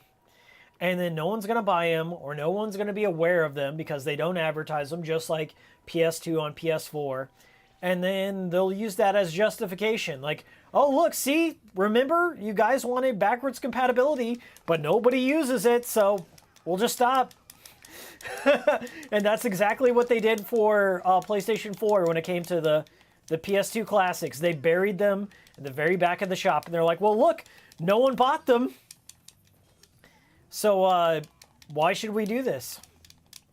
Now looking at the bigger picture. So, I just have no faith in Sony to manage their own classics library, preserve anything. go out of their way to get licenses for some of these old games. I think they should just do it like they did for the PS3, where they just put out software-based emulation, and they said, like, hey, not all these games are guaranteed to work. Okay, there may be some issues, but you can just play them. Okay, like whenever I think it was like the second revision of the PlayStation 3, where they had the software base instead of the chip. They're like, hey, there may be some issues, but have at it. Okay, pop in your disc and play. And Microsoft is kind of doing that same thing. If you look inside of Xbox Live right now, there are some games on there. I think Shadows of the Damned is one of them. Deadly Premonition may be one of them. I think it's just Shadows of the Damned right now. But Shadows of the Damned is considered a disc-only, backwards compatible title. Even though, once you pop that disc in, it downloads a package file from Xbox Live, so you can run it, and it still checks for the license on the disc itself. So that I don't know. That to me seems like it would be a more like a back door to getting more games on backwards compatibility without having to hunt down all these licenses here and there. If they could somehow get more native stuff on there, but I just don't know. I think that's a pipe dream, and it'll probably never happen. I'll eat my words later if it does, but just knowing Sony's track record and their predatory business practices, and just their focus is more on, their AAA stuff. They've acquired all these studios. They release like 4 or 5 games a year, and they're content with that. They really don't need to do much. They don't need to provide too much software to sell consoles, because they're selling like gangbusters as it is, because of the chip shortage and the scarcity of said consoles. So there's really no incentive for them to have a kind of a diverse video game lineup of games of all types.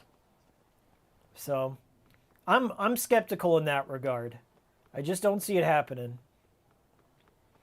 We're becoming phased out, if you will, if we haven't been phased out already. Gamers who like more of the traditional stuff. Hey, I'm back. I kind of think Sony might have a downfall soon. Well, they almost had one on their hands with the C-bomb. I still get people to this date. They leave me comments saying like, I don't even care that Sony patched the C-bomb. Oh shit! I gotta find that bomb. Let me find this bomb real quick.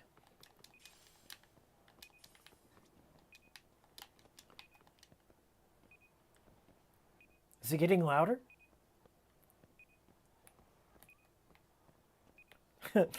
We gotta find this bomb before it's too late. Oh, there it is. Got it. I have people in my comments to this day. They say, I don't care that Sony fixed the C-bomb. Just the very gall that they lied to us about it. I'm not going to support them anymore. I'm going fully PC. And I kind of respect... Like, I'm a console peasant. I've always been a console peasant. I respect people that have kind of given up consoles and gone fully PC and just taken the power into their own hands.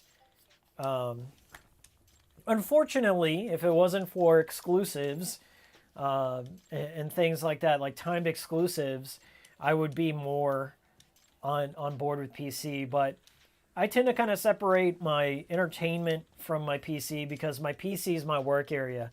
It's how I make my money. And I don't know. I don't like to have those two things cross. For what? It's a weird thing in my mind. I just don't like it. Well, dude, I just got a text message. Where's this bomb going to be? I have no clue where to look.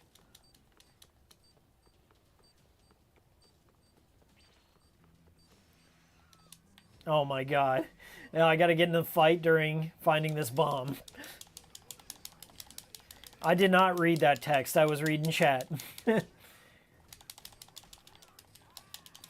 And if it wasn't for like a large majority of some of the PS2 and original Xbox games not being like fully perfect on emulation, I'd probably hop over and do like a full emulation build. But I've kind of gone back and played some of my old games on CRTs with, you know, the original 4:3 aspect ratio and the shadow masking from the scan lines and stuff like that. And I've kind of grown like an old appreciation for it. Like, you know, I really liked, there's a reason why I played the games like this and enjoyed it back in the day. Like the colors are vivid, the black levels are perfect. Like the scan lines and the shadow mask kind of smooths over any of the flaws you would see. The games run at a consistent frame rate. And whenever you play on a CRT, there's like no input lag. You just get it the way it was made to be played. So like when I play Guitar Man, I play better on it.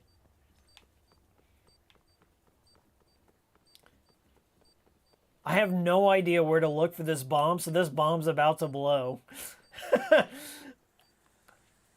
Where am I supposed to go for this bomb? I've got no idea where to look. It's just gonna explode. Warriors. Champion District. Okay. Okay. Let's Earth Angel. Okay. I'm right there. Good. All right. I thought I was gonna fail this one, but looks like I think this is Earth Angel. It's like Earth Angel and Shellac.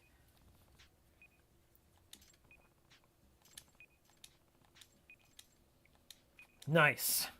Woo, thank you, game. The C-bomb wins again. Well, we found it, Musicology.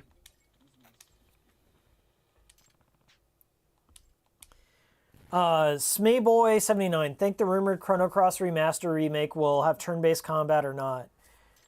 I don't think Square Enix is going to do a full-on remake. If they were going to do a full-on remake, they do it for Trigger before they would do it for Cross. I think this is going to be a remaster in the vein of Final Fantasy IX and Final Fantasy VIII. There's no way. I love Chrono Cross. I will stand, like, Chrono Cross is a hill I will die on because I loved it back when it came out. I love it today. I never understood. I guess to a certain extent, I can understand. There's like a fanboy war in the Chrono Trigger community, and it's been there since time immemorial, since like 2000, 2001. There are people that, to this date, you can't even say Chrono Cross without somebody downvoting you on Reddit. Like, I don't even have a Reddit account, and they're downvoting me somehow.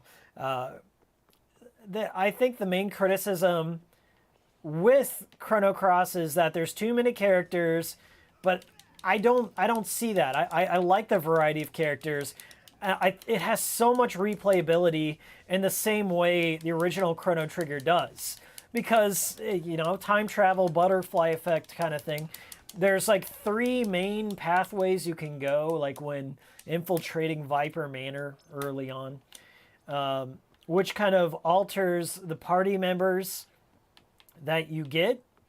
It alters some of the story beats, who you have in your party, alters the dialogue and different events. And the reason why I'm a huge fan of that, of Chrono Cross, is because it borrowed that format from Suikoden, which is one of my all-time favorite RPG systems.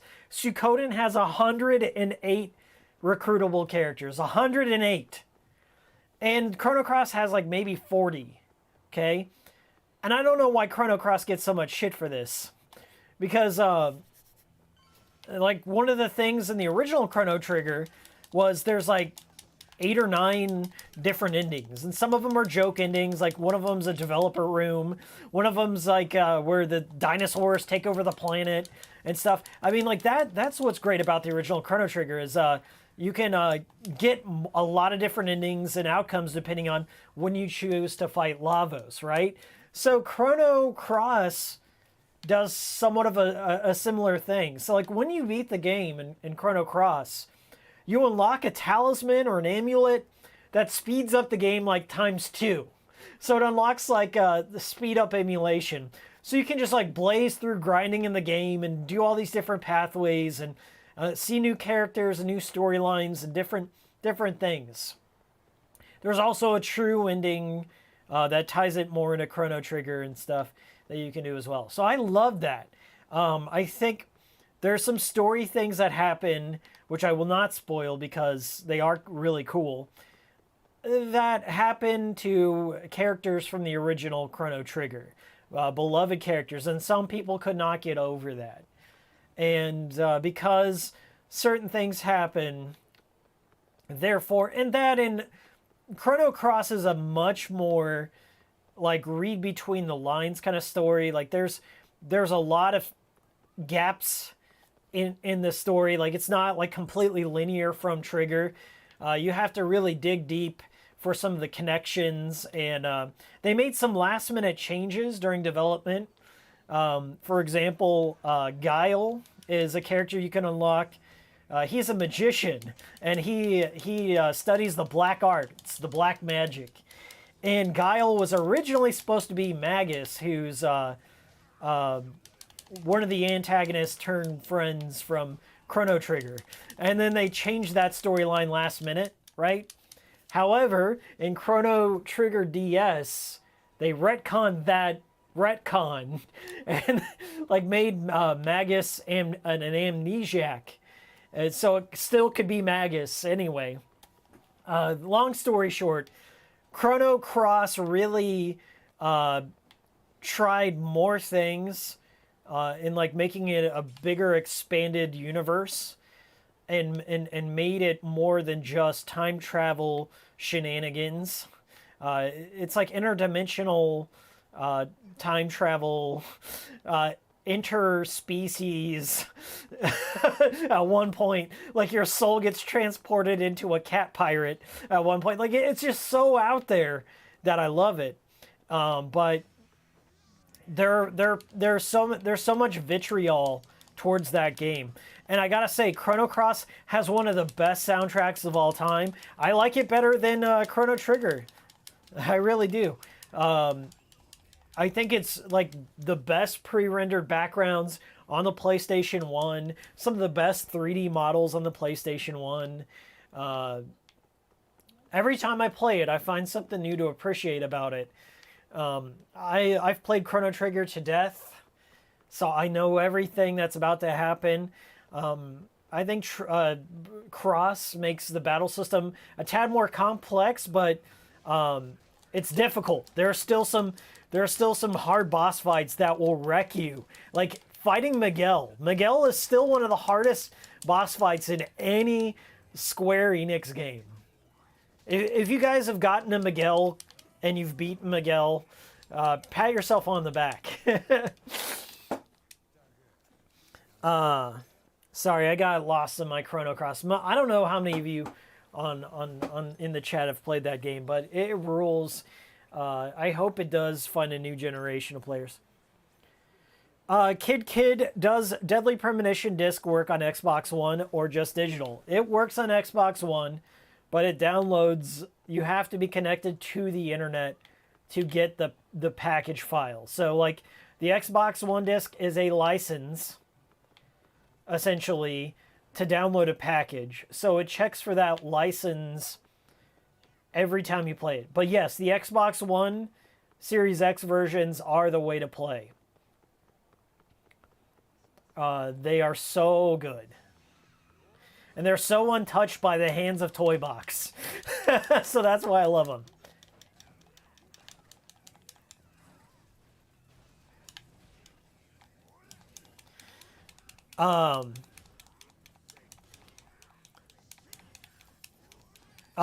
Wild Potato Industries. You ever try Dark Savior on the Saturn?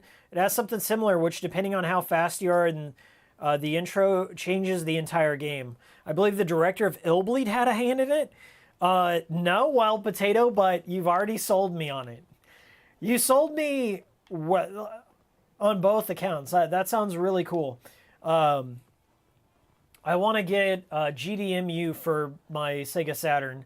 I got one for my Dreamcast. GDMU is it's like a SD card reader for your disc-based systems like that. So I'm definitely going to play Dark Savior sometime. Jeff Allison says, "The Girl Who Stole the Stars from Cross is one of my favorite songs in game music." I love the intro. The intro, like Chrono Trigger and Chrono Cross have two legendary intro songs. And I think that's kind of like why I like Nier as well, is like Nier has a song that's very Chrono Cross in nature, but kind of starts off with like a very simple acoustic guitar riff and then just like goes into this full body orchestra with this like violin that comes out, and it's just like woo, woo, woo, woo. And then you hear the fucking somebody's on the bongo drums going nuts in there. Yeah, like the intro to Chrono Cross just like has so many.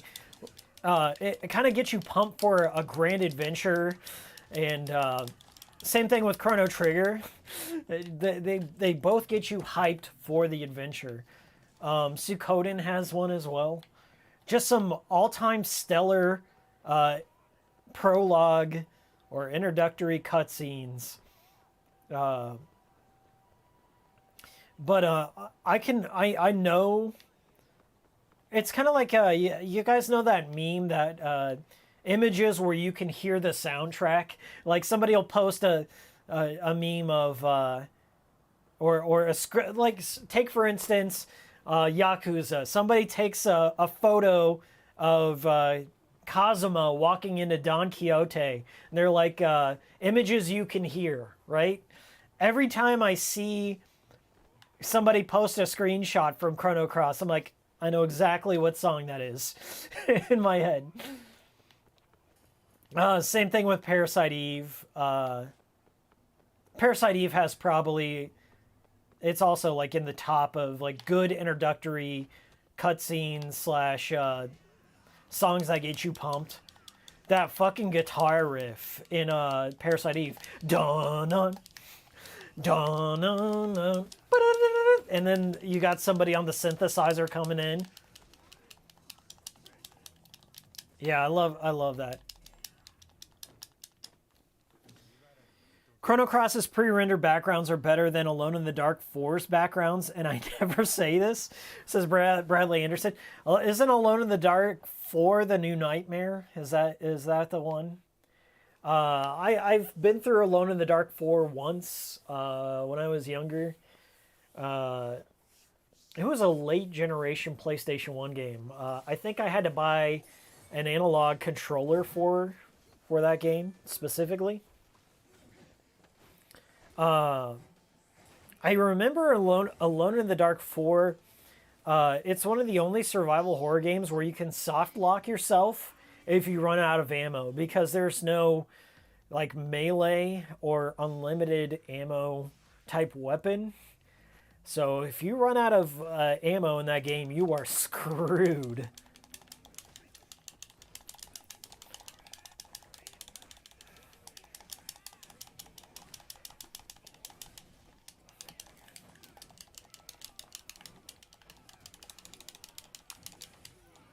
Give me, y'all take that.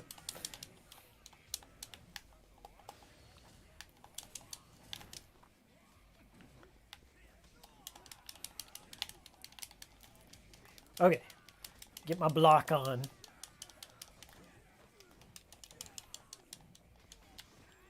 I like Alone in the Dark 4, but I think it's more impressive on the Game Boy Color. If we're really going to split hairs about good pre-rendered backgrounds, for them to port that game onto the Game Boy Color was something that's wizardry right there.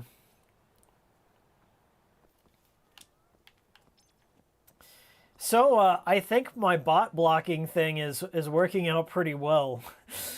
Just by going in subscriber only mode, the chat has not been flooded with any bots whatsoever. So that corrects my theory. Bots are not subscribers. They're not mutually exclusive.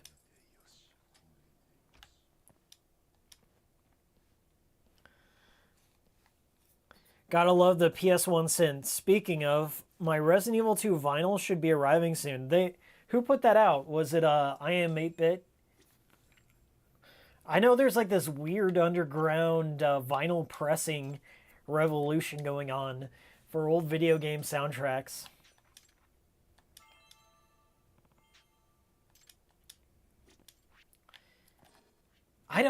Do I own any vinyls?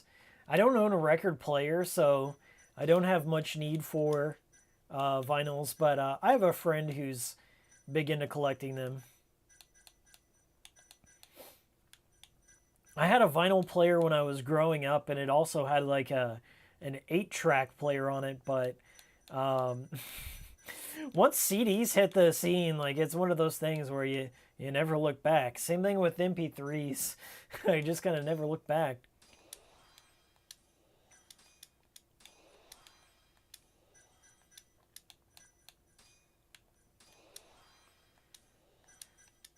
A good defense is a great offense. We're just going to buy all the cheap shit today.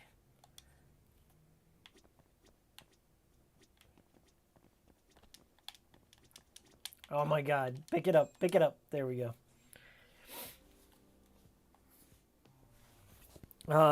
12 Eel Deal. Is that the first game from Boca? Yes, it is their first game. Slitterhead.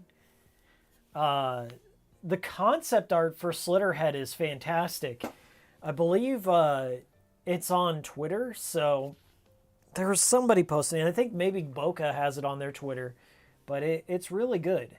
There's like this really multicolor, it looks like a monster from They Live, like where half of its face is mutated and has all these multicolor rainbows and stuff coming out of it. So they showed that off before the trailer. Go follow Boca Game Studios on Twitter. Bradley Anderson. Oh man, Alone in the Dark 4 on Game Boy Color is crazy impressive. I love not playing it. Well, okay. There's some people out there who, I mean, it's not the best for real, but I like the games like Resident Evil Gaiden or Resident Evil 1. There's that lost version of Resident Evil 1 that they ported to the Game Boy Color, Alone in the Dark.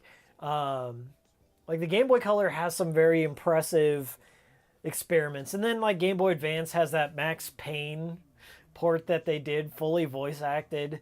That stuff fascinates me. Just low fidelity versions of good games.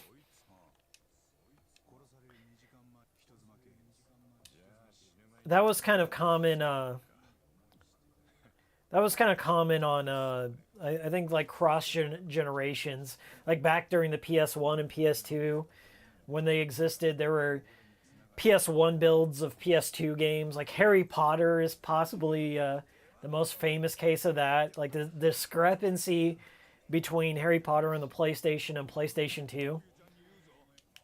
But the discrepancy between Alone in the Dark on PlayStation and Game Boy Color is such a huge leap that it's funny. I'm checking out. Great stream as always.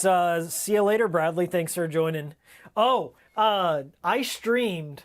If you want to know a low fidelity port of a game that's actually pretty good, I streamed the Gamecom version. That's Gamecom, Gamecom version of Resident Evil 2. That's on my channel somewhere.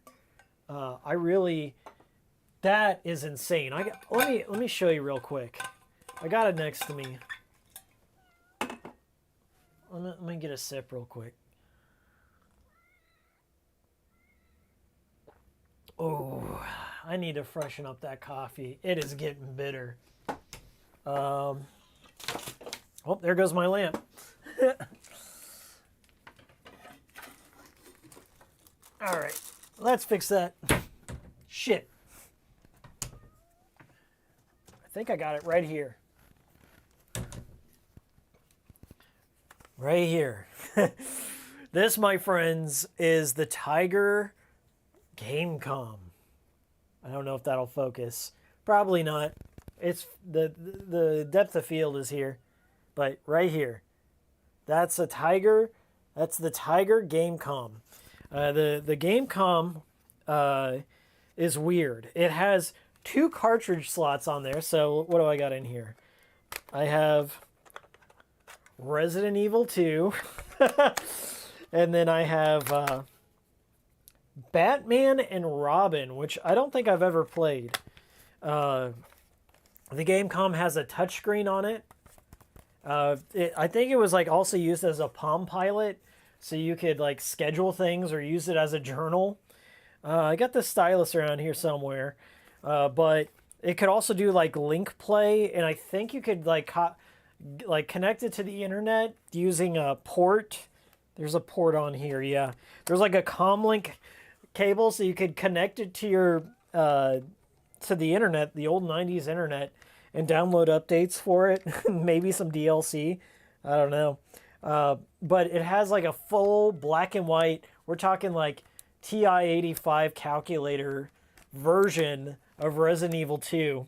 And some mad lad out there, he made an emulator for it. So I went through and I played a lot of Resident Evil 2. And like it's like playing Resident Evil 2 on a calculator. You know, people make fun of Resident Evil 4 for being ported to every console under the sun, but it has never had a Gamecom port. I think that's the craziest port of any Resident Evil game. Now, there was a studio that tried to port Resident Evil 2 to the Game Boy Advance. And if you look out there, you can probably find a ROM of it, but I think it's like only up to Kendo's Gun Shop. It's really not a whole like big demo, but it was just kind of like one of those proof of concepts. And I would have loved having Resident Evil up on my Game Boy Advance. I would have played through it. But yeah, the Gamecom port is bizarre. Brawly Games. Hey, Miles, any chance we see some rotten milk and old cereals stream anytime soon? I wouldn't say anytime soon, but never say never. Maybe. That was just for fun. I wanted to do something fun to celebrate Resident Evil 8. Maybe once a year, when I'm strapped for cash. Musicology, has anyone ever seen the final boss to the Resident Evil 2 Gamecom version? The Tyrant, I've seen a Let's Play of it, but I've never gotten there myself. I think it's the Tyrant.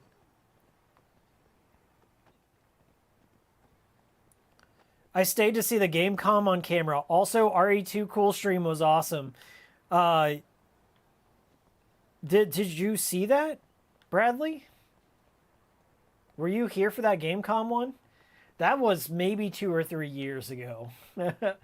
I really don't remember, but yeah, just a little thing.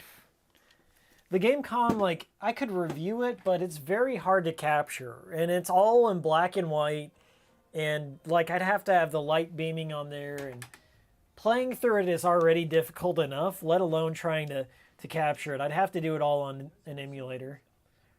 And there's only like 2 good games for it. All right. Who are we going to pick? Preferences? 35 minutes for 9,000 yen. That's not too bad. 50 for $130 bucks. Jeez. Let's just get the cheap date. Or leave. I have the Agami shoes. I have the same Reeboks he's wearing. Hold up, I'm getting tied up in my lapel mic. Hey, we got something on here. I got a super chat from, it says, Brawley Games had a Gamecom or something, and he used to change channels on the Channel 1 TVs at school using his RF blaster. Maybe it wasn't Gamescom. Thank you so much, J-Spot, for the $5 super chat. I don't think this has an IR port, but no, it doesn't. But I think it may have been either an N-Gage. I think the N-Gage had IR. The Game Boy Color did. There's this James Bond game. There's a James Bond game on the Game Boy Color that allows you to mess with the IR blaster on your Game Boy Color. And you can use it as a universal remote. And so you could turn off any of those CRT televisions with your Game Boy Color and fuck with the teachers or whoever. So yeah, that is entirely possible. If Brawley Games could probably confirm here.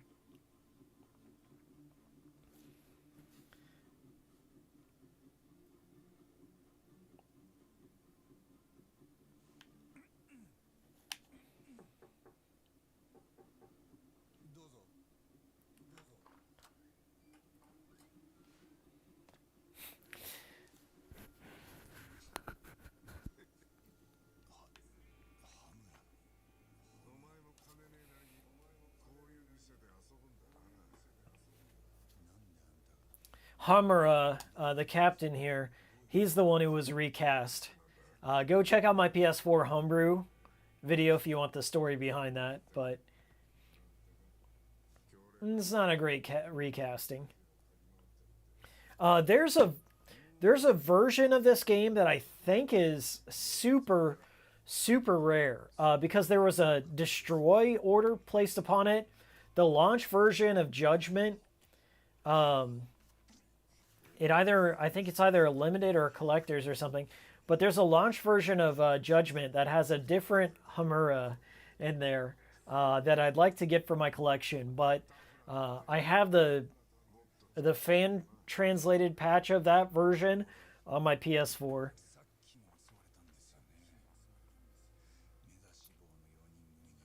It was a Sega Casio thingy. Oh, okay. That RF James Bond Game Boy must have saved someone's life at some point. All right, see you later, Master Chief Snake. Yeah, that Game Boy Color, the only thing I ever used the IR for was for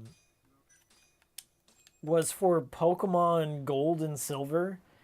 They had a mystery gift element, and I went over to my cousin's house, and my cousin was the only other person that I knew that had Pokemon that would admit to it. Okay, caveat there. So anytime I saw him, I could mystery gift, and then we'd like time travel and constantly mystery gift. And I think I really messed up my save file by doing that.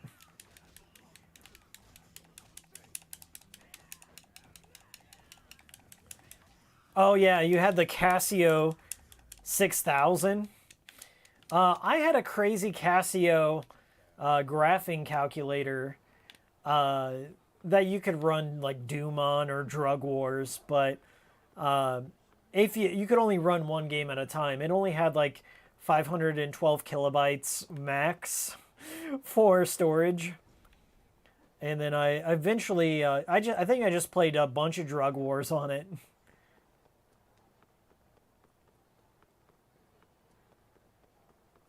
Yeah, that was the cool shit back in the day.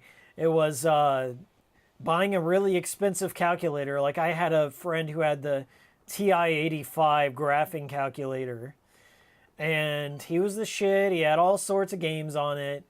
And he could just get away with playing games in math class. Nowadays, like, being a math teacher must be difficult because kids are like, well, why do I gotta buy this expensive ass graphing calculator when I can just download an app for my phone that does the same thing instead of paying like $200 for a proprietary Texas Instruments calculator.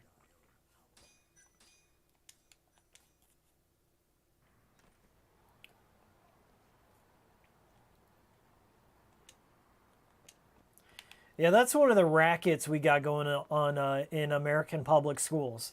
There's college textbooks. That is probably one of the biggest rackets besides like predatory college loans, but having to buy new college textbooks because yours is out of date by 5 months. That happened to me. I bought a college textbook and they made like within like the 5 months, like between having a class. I had one class, and after that class was done, the value of that textbook had dropped to $3. I paid $60 or something, maybe more, and then it went down to $3. So if you want a little tip from Hikiko, steal it. Steal it. Because they're stealing from you.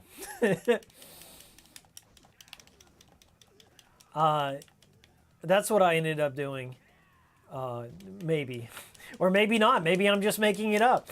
You can't hold me for this story. You can't hold me accountable. But I wisened up. Like after my freshman year of college, I'm like, I ain't doing this shit. I ain't paying $700 to get all these books so I can go to class that I'm already paying thousands for. Plus interest. Fuck that. Go to the library, find out where the scanner is, or alternatively, borrow a book from your friend, take photos with your phone, just take a photo of the questions that you need to do for homework, and then do your homework. Fuck that, man. That's think smarter, not harder. Don't be given all your. These companies are designed to prey on kids when they're at their most vulnerable, when they have no money, and then they sign them up. They tack on all these like high interest loans, and they're like, oh yeah, your loans. By the way, they don't cover these books. Your loans, they cover. This class, they cover your housing, but they don't cover these books. And then you're going to have to get $700 from somewhere for these books. Fuck that. Take a photo, make a scan.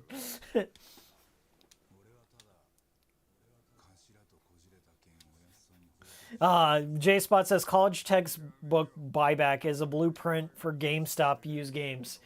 Yeah, GameStop, I'm kind of like mixed on my feelings when it comes to GameStop nowadays. I like the whole groundswell movement of the super stonk, as they call it, the GME guys going to stick it to Wall Street and all the hedge funds. I'm fully behind that, but I do not believe in GameStop whatsoever. Like I'm completely behind the GME movement. I think it's a good thing. I fuck the hedge funds. But at the same time, I do not believe in GameStop as a business model. GameStop is in the Blockbuster phase, I feel. Like when Blockbuster had the chance to buy Netflix, that's where GameStop's at right now. They are at the crossroads between complete bankruptcy or they need to evolve really quickly and get with the times. Brick and mortar retail stores, they put a lot of the mom and pops out of business the same way a Blockbuster put all the mom and pop rental stores out of business. GameStop's at right now. They're looking at either complete bankruptcy or just a complete evolution in their model. And GameStop just drags their feet. Like, okay, anecdotally speaking, from Hikiko's own life, from my own experience, every time I walk in a GameStop, they've cleaned house or there's been a mass walk off. This could be a sign of the Great Resignation going on right now. But when I went to my local GameStop, it was funny. I had like called over there asking. I had ordered from GameStop.com because they were like buy two get two free on used games, and I was buying like 360 games to play on my Series X, and I wanted to get like Beautiful Katamari, and they had it for like $15, and it was like the best deal in town. So I got Beautiful Katamari. I got some Devil May Cry games that I didn't have, and something else. I think like Binary Domain. And I got everything except for like the Devil May Cry HD collection was missing its cover art.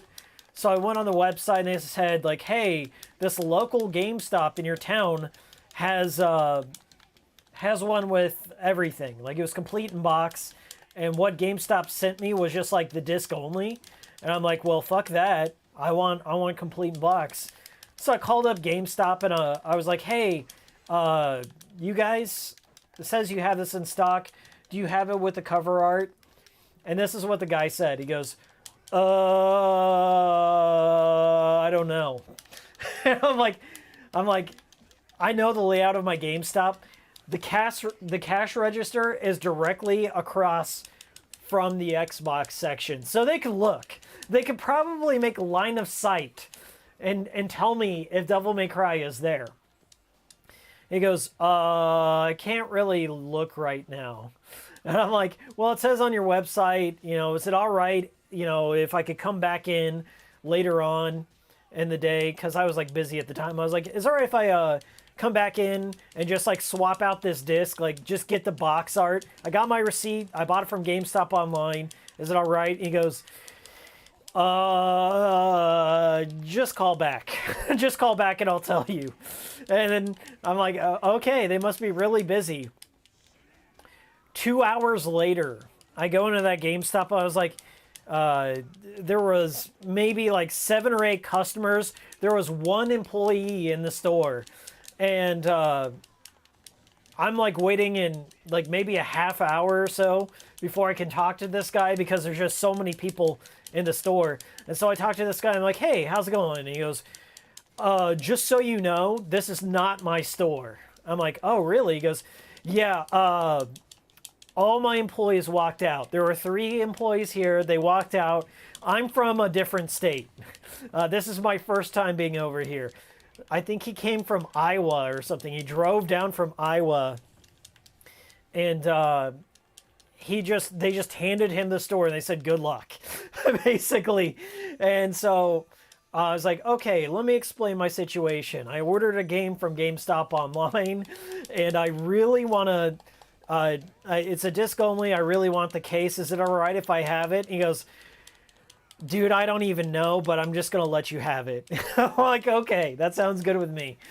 And from that point forward, like, they've just been having a hard time keeping employees on the schedule. Like, people are just straight up walking out. The holiday season compounded with, like, how shitty customers are being during, like, COVID times. Like, I have friends who are in retail, and they're just like, customers are worse than they've ever been during this time. Like, they don't understand supply shortages. They don't understand, like, health regulations. And then they just get mad. Like, they don't ever check online. They don't order ahead. They don't empathize with the human being across from them. So, like, GameStop is just having at least in my area, having a hard time keeping on good employees. So I just never see the same 2 people in there. But I felt bad from that dude. He drove all the way from Iowa, and he's just like, dude, this is my first time in the store. I know where nothing's at. Just take the thing and go. And I'm like, okay, all right, dude, thank you. Funko Pop Stop, says Musicology, yeah. That's sadly probably what they're selling the most out of there is merch and Funko Pops. But that's how it's going right now.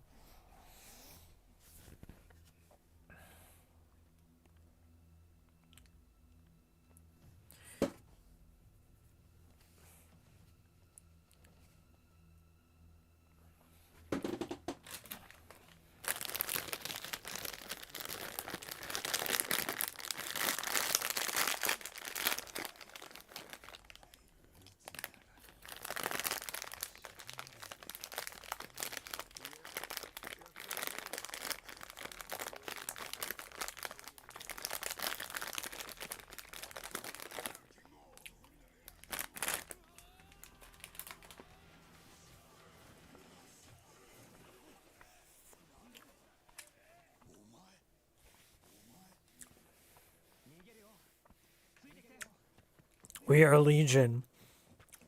We do not forget. We do not forgive. Expect us.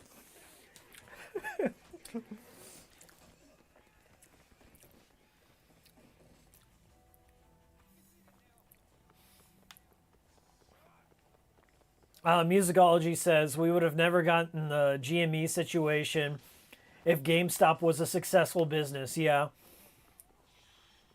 I think it's funny that it took GameStop, like, GameStop, I mean, if you're a gamer, it's a joke.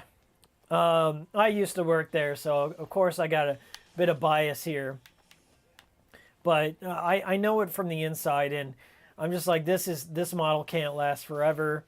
And with companies, you know, pushing for more a la carte streaming games and Game Pass situations, it's on its way out more than it's ever been. So we all kind of knew it was a shitty business, but I think the guy's name is Deep Fucking Value, DFV. What was his name? Was that the guy's name? He was the one who just like, yeah, this is definitely being shorted to hell and back. And it was a smart bet to make because once again, everyone knew that it was probably failing as a business, and that would be a good target for short hedge funds. And then so when like he placed his bet against it and kind of helped form Wall Street Bets, that whole groundswell movement, and to a certain extent, AMC is also a part of that too. Like it's just like a whole bunch of weird timing. Like the pandemic hit, so people were thinking like, okay, no one's gonna go to movie theaters anymore, and that's gonna be a prime target for short hedge funds. And then just exposing like all the shady business going on with Robinhood turning off the buy button during the biggest case of FOMO in Wall Street history. There's just so much interesting shit that came to light, all because GameStop's such a shitty business, and people knew that it was being hedged against. So yeah, I find that very fascinating, but I'm also rooting for GameStop in the same hand. Like I do want the people who place their bets on it to stick it to all the predatory fucks out there that have been hiding American money offshores, and then just basically seller boxing good companies or seller boxing any companies into death throes and forced liquidations and shit like that. I mean, I've seen what America has been like from my own like little perspective on things and what was around when I was a child and all kind of businesses and things like that. I mean, like even like Toys R Us, if you look at it, fell prey to these predatory practices, and thinking about like how everything's been commodified into like or contracted into like very small monoliths, if you will, of businesses. Like only the McDonald's and the Walmarts and things like that are weathered the storm of COVID. And I feel like hedge funds had a big hand to play in that, just preying on companies that couldn't afford to weather the storm, and fuck them. Too long didn't read, fuck them. I really hope all the people who invested in GameStop live to see some sort of good return on that and maybe some real change. But I'm not trying to be skeptic. I'm holding out some hope that something will happen, but I don't know where it's going. If anyone knew where it was going, they'd be betting accordingly, okay? I don't know where it's going. Travis Stream, yes. 12 deal. E-Trade wouldn't let me cash out GME. Sold off everything after that. I hope you sold back when it was near the all-time high. Because I think it's down. Like everything's being pummeled right now. But GameStop's down at at a low. It's not like an all-time low. Like it was all-time low back in like 2019, and then got pumped up in 2020. So like now it's pretty cheap to get in. So like if you're into following this or you want to be a part of it, like it's fairly cheap to get into. But I don't know, man. I'm not gonna tell you what my position is, if I have a position or if I don't. Not a smart move to do that. I don't want to encourage anyone out there to go out there and hedge their bets on something. Do your own research, do your own DD, and find. I mean, it's important to learn how the stock market works, and let that be your own educational journey. But I'm not the guy to be coming to for that advice. Video games, on the other hand.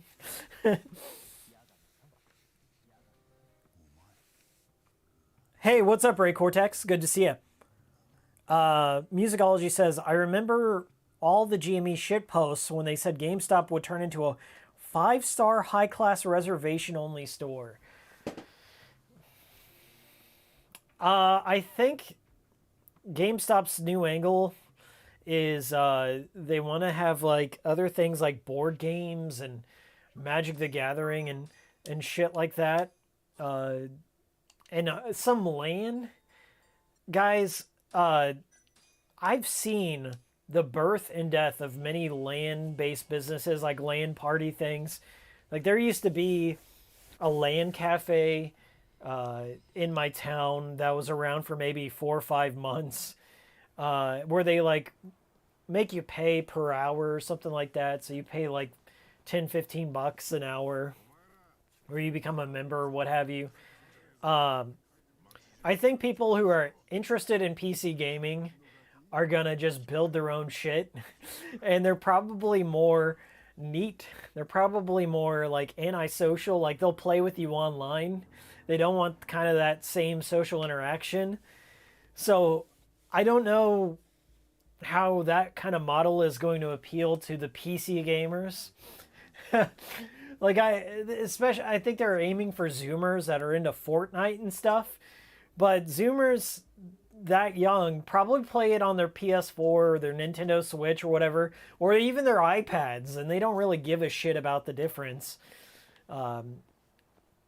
Or if they do, they have rich parents that'll buy them the PC parts, and they'll want to be a streamer or something. I think that's like one of the big things, like holiday wish lists, was like streaming gear, like buying a Yeti mic and big ass what are those Turtle Beach headsets and things like that. That's what kids want to do right now. Is like they want to live the stream dream. But it's a nightmare, kids. Let me tell you. So I think that's. I don't think you're gonna attract the disposable income that you want going to those things. And let me tell you, as somebody who's been to hobby shops and a lot of like hobbyist stores that have Magic the Gathering and like I went to there's this like gaming hobby shop like a state over. I went there a couple of weeks back and I forgot how smelly that shit was. Okay, I'll tell you a little story. I when I was in college, I was like really bummed out. I think I have I'm not going to self-diagnose, but in the wintertime, I get really like bummed out if I don't go out and exercise, or if I didn't get enough sunlight or whatever. They call it seasonal affective disorder. So for a while I used to go tanning when I was in college, and it wasn't like super dark tan or what have you, like not Nagoshi tan, if you will. I didn't get that tan. It was just kind of like a base tan to get some vitamin D and what have you, and help with my mood. And there was I think I told this before, but there was like this tanning salon right next to a Magic the Gathering card store, and I went for a tan, and then I was like, hey, there's like a cool board game hobby shop in there.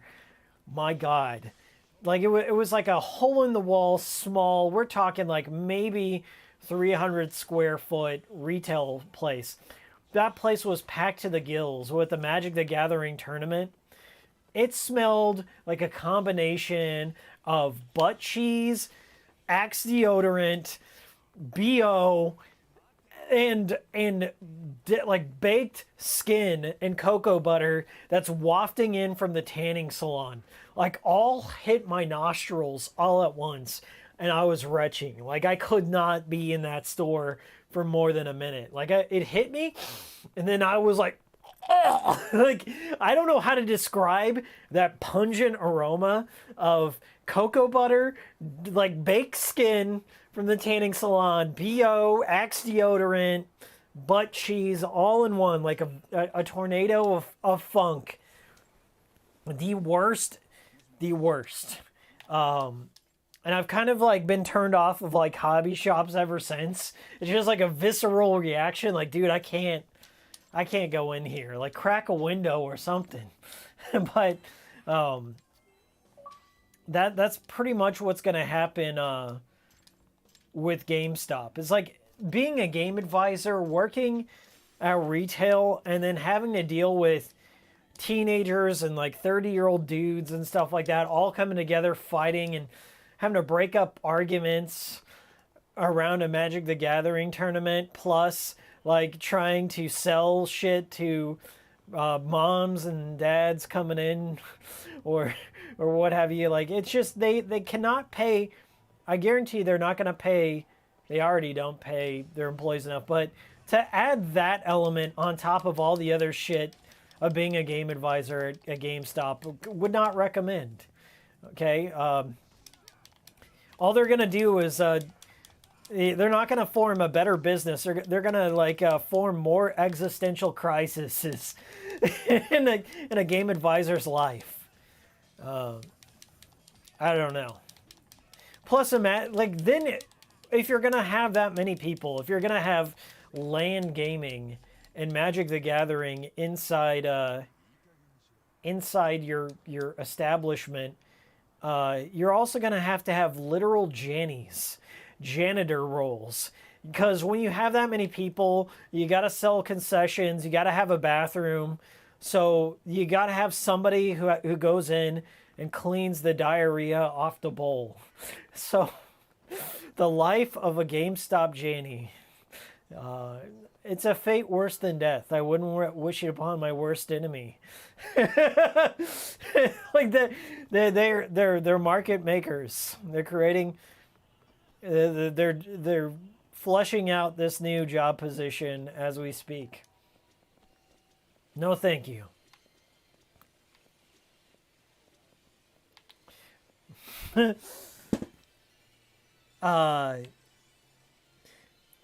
Ray Cortex says, really hate GameStop's new system of cataloging content in their stores.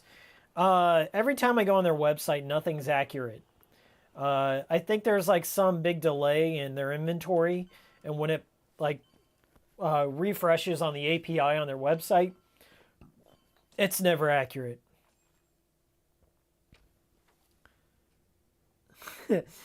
Smee Boy says, by 2030, we'll have hundreds of Zoomer streamers trying to be like something like Dream. Yeah. I'm surprised Minecraft is still like a big game that's watched by millions.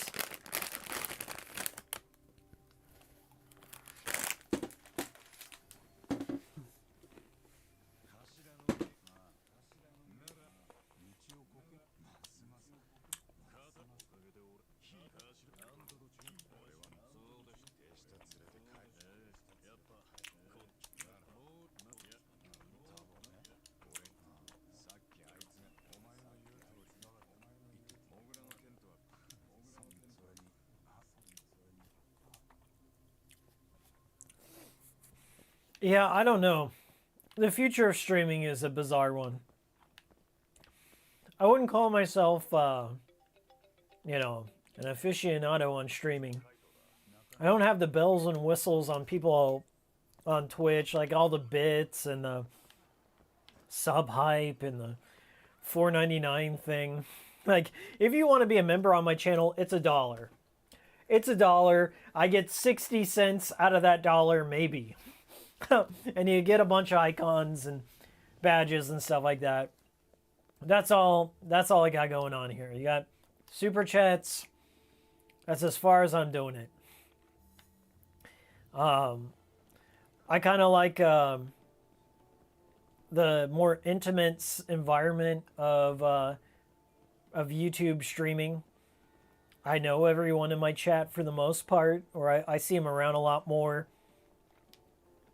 YouTube, as flawed as it can be with some of its policies when it randomly bans some channels that I watch, which has happened recently to a lot of people. There's been a big ban sweep, but I would say they're more lax on streaming and some of the content than Twitch. Twitch feels like I'm in high school again or elementary school with like how strict their moderation is, and Twitch is like I wouldn't say they're as even-handed with dishing out the rules.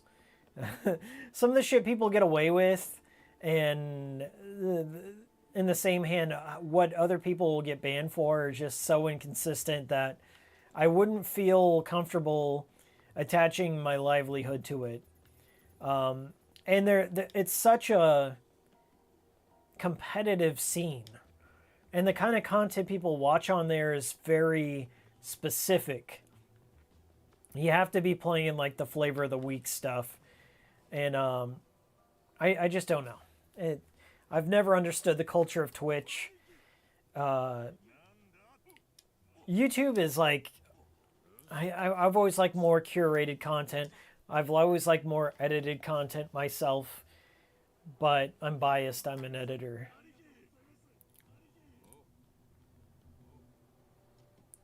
You definitely look the part of the streamer. I think it's the shades. Well, honestly, I mean, outside of the aesthetic things, the shades help with the lighting. If you couldn't tell, I've got 5, 6 sources of light beaming into my face. My laptop for chat. I have 3 monitors plus my game stream monitor. I have a left light, I have a right light, I have a back light. Okay, there's a lot of light in here, and I've got to focus on a game. So, as much as there are meme glasses, they're also practical in this situation. Maybe I won't, my cataracts or my retinas won't detach, you know?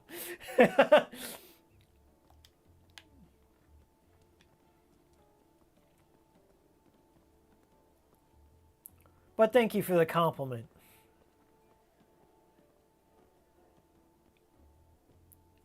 I think the big thing of being any sort of streamer is having some sort of parasocial angle, right?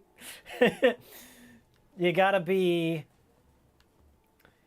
convince, I don't know. It's like the simpspiracy. You gotta convince a bunch of lonely dudes that you'll be their girlfriend or their boyfriend. You gotta have like, you gotta convince a bunch of kids that I'm your best friend. We're just hanging out playing Minecraft together, that sort of thing. And I don't ever know how to feel about that. Like, I kind of shy away from having a big social presence outside of Twitter, outside of YouTube. Even in my personal life, a lot of people think I'm dead. I'm not even kidding. A lot of people just think I died or something, because I just don't. I don't know. I don't tell people I do YouTube. I don't really talk about what's on my mind in a social area, so marketers can use that data to I don't know, steal my identity or market more shit that I don't need to me. I just keep a low profile in general online, and I outside of just like producing content. It's like here's my videos. I'll let that speak for me. This is like the stuff that I want to be, I guess, known for. If anything, is like, hey, here's my work. Let me be known for that. Versus my great takes on the current event. Flavor of the week, new story, new buzz. That shit to me is disgusting. It makes me feel gross. And I don't know. In a sense, I think it hurts people's feelings. And it's like, it's no shade on anyone in particular. It's just social media in general. I just don't really care what my friends think on certain things at all. And it's like, if I do care, it's when we're having conversations mano a mano, right? And I just don't like to see, I don't know, that side of people, like where they I don't know, they get too like invested in things and ruin their lives. That's like the easiest way to put it. Like they get so invested in whatever hot button thing is, and they just ruin their fucking lives because they get so angry about it. And then they start burning bridges with somebody else over things, or they start drawing lines in the sand and saying, well, you can't be friends with this person because of X reason, or you can't like this thing because of that reason. And like, I'm just sitting over here like, dude, I just don't give a fuck. I just rather talk about what makes me happy or what makes me laugh. And that's kind of just been a recent thing for me, because when I was younger, I was very, I don't know, piss and vinegar, if you will. A lot of people would accuse me of having a silver tongue, or just being a bit of an asshole here and there. And that's fair enough. I was, back when I was more passionate about certain things, but my passions kind of changed, and my passions were like, I like video games, and I like laughing and having a good time. And that's the things that make me happy. And then getting so wrapped up in everything else really just drains your soul.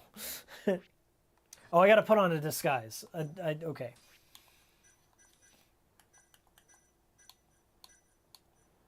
We'll do dirty clothes.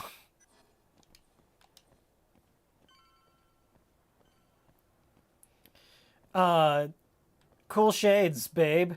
These are for the eye strain. It's true. These are really good for eye strain. That face when no Hikiko girlfriend, says Malvado. Well, if you pay me enough, maybe your dreams might come true. Smay boy, better to lay low than suffer from success. Well, yeah, there is that. I guess I have a different point of view. The way I feel about making things, it comes in waves. Like, I like to go balls out on a project and then lay low for a little bit. Let everything just wash away. Because if it's anything I've learned about this year, when you make something, sometimes your best intentions can like draw some unnecessary things your way. Like the whole C-bomb thing was just like, oh good God. You get absolute dredges of society coming in all the time, like Xbox, PlayStation, and you're like, I just want games. I just want a game. Okay? I want games to be around, and I want access to games. And I like the game. And that's my that's where I'm at. But you can't really choose you can't really choose what comes your way sometimes, and sometimes it's better just to like lay low, let it all pass, then come out again with another crazy video that makes some like international news outlet, which is crazy, and you're never prepared for what comes from that. So yeah.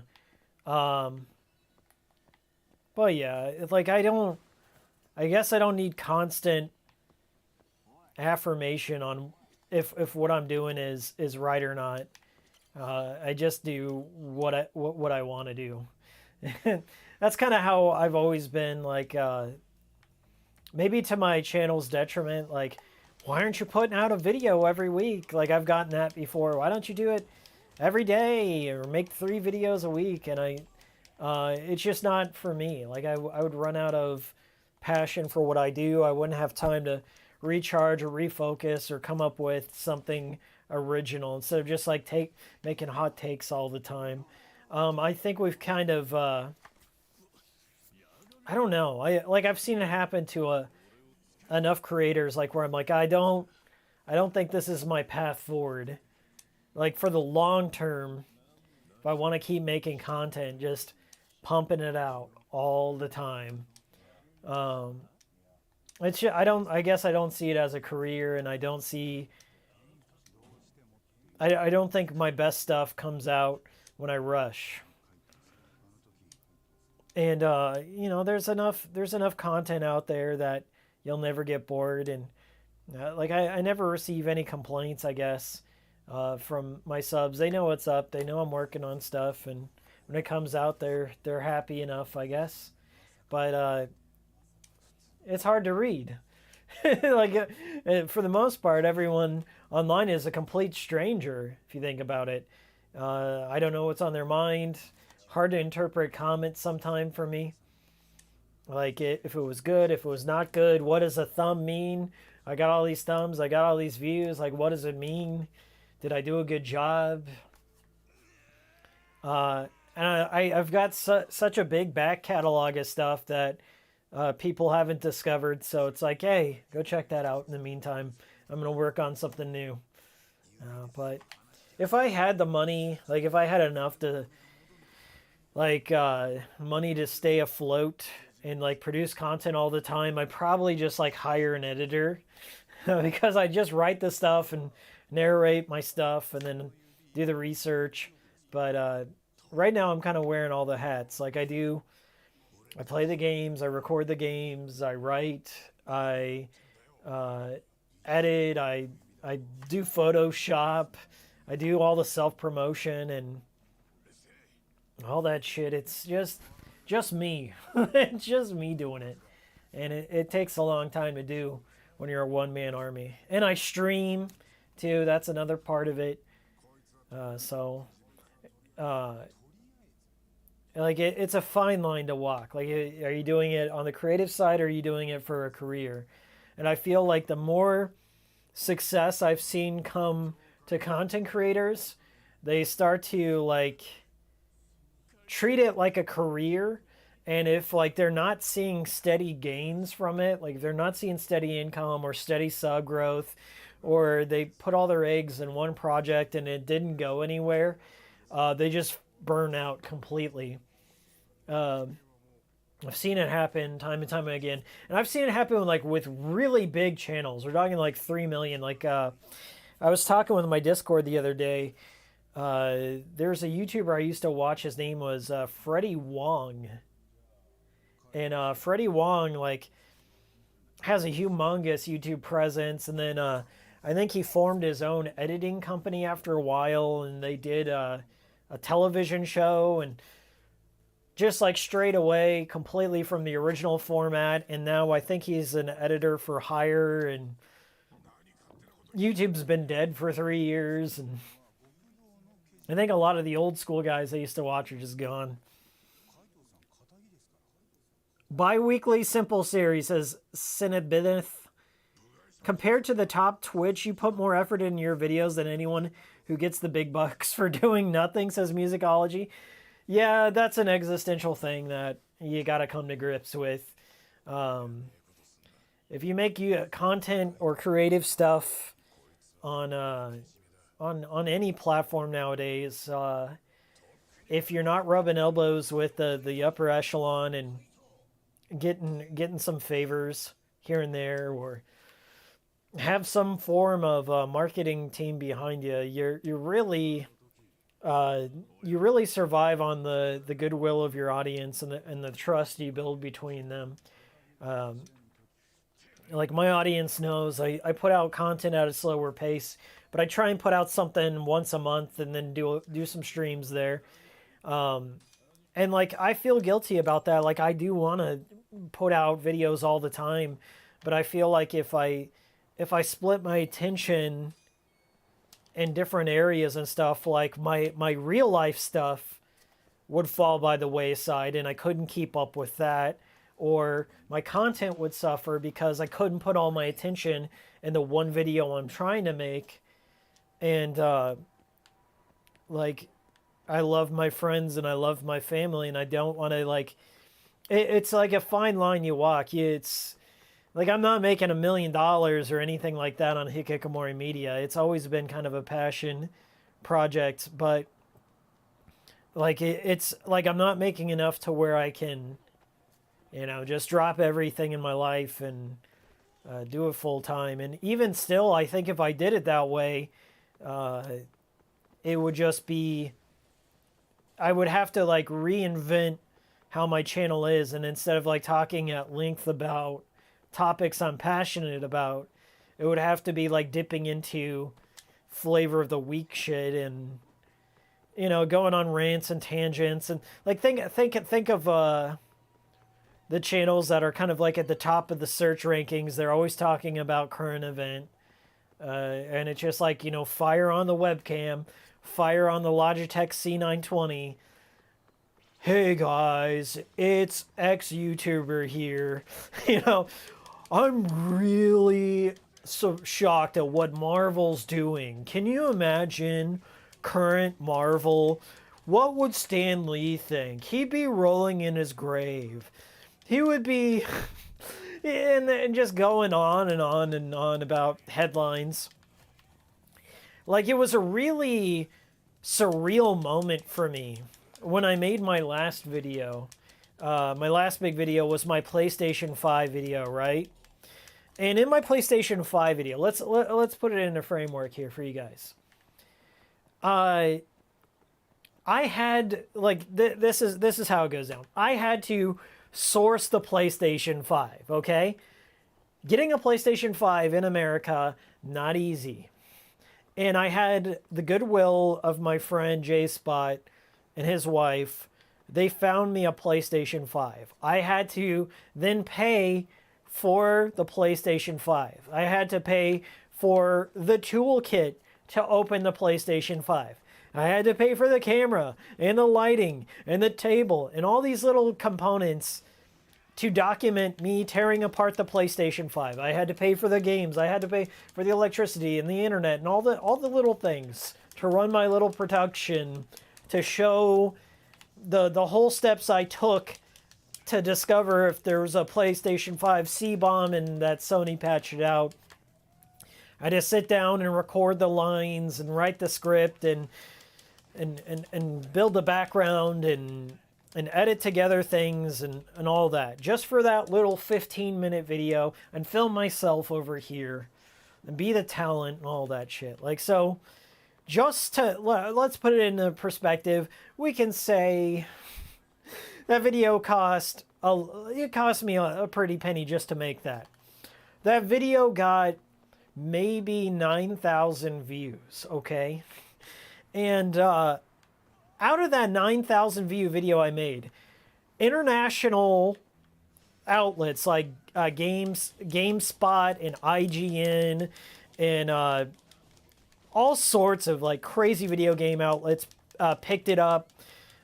Big YouTubers, humongous, like Spawnwave, like Review Tech USA, I don't know, like a whole bunch of other like million sub channels basically, you know, recapped my video, my exact same video, and my video does a better job of explaining what's going on and what I test and what my methods were. And I thank them for sharing it, but in the same hand, like none of that was reciprocal, if you will. So when I make a video like that that makes international headlines, it doesn't get promoted in the algorithm. People clip it and you know, just recap the exact same shit verbatim. Okay, I will say this, and it's Review Tech USA, so you got to kind of curb your expectations. But straight up, I feel bad for IGN or whoever it was. Review Tech USA straight up read the entirety of an IGN article, which was then recapping the entirety of my video. So it was recapception. And literally, Rich just sits at a table and he goes, "Oh yeah, the C-bomb is no longer a thing on Sony, and Sony listened to us." And I love how they take the credit. I love how they just like completely, you know, cross the finish line with their 250,000 views, saying like, "Oh yeah, they listen to us, and they take the credit away from Does It Play and Lance McDonald and Alex CRP 2001, all the people that spent all this money and captured this and researched the C-bomb, and they're like, they listened to us, way to go Sony, pat them on the back, they listened. And you see that in bold impact font on a thumbnail, they listened. Sony listened. Wow, good job guys, good job. And that's depressing. It's like its own layer of purgatory as a content creator to see your shit like reach millions of people, but at the same time nobody ever like follows the source. Literally, Rich from Review Tech USA read the entirety of somebody else's work, right? So somebody else, an author being paid on IGN or wherever, like, you know, went out of their way to write a couple of pages about the whole situation, citing me. And then Rich is like, yeah, it came from this Hickory media guy, and that's it. Like, he can live off of that indefinitely. He can live off that being I don't know, a barnacle on a bigger ship, if you will, or and nobody gives a fuck. So you're just sitting here as the source of the information. Like 100%, if I wanted to lie, if I wanted to fake things, I could have done it, and nobody would have done their due diligence whatsoever. Nobody would have cared. And I could have just been like, "Oh my God, Sony, there's 7 C-bombs in this one. It's worse than ever." But I didn't. I did the research. I went out and I got all the shit. And then now I got to sit here like while everyone's having a steak dinner, I'm eating a double cheeseburger from McDonald's dinner again for all my effort into it. So if anyone complains about like, you know, why I'm not putting out a video every month, like, that's what I got to look forward to. The quartering coming out, giving his hot take on my hot take is forever. So yes, guys, that's how it feels like. I gotta get past that. So then I gotta make content that nobody wants to steal. So that's why I'm focusing on the good life, because nobody else wants to talk about it.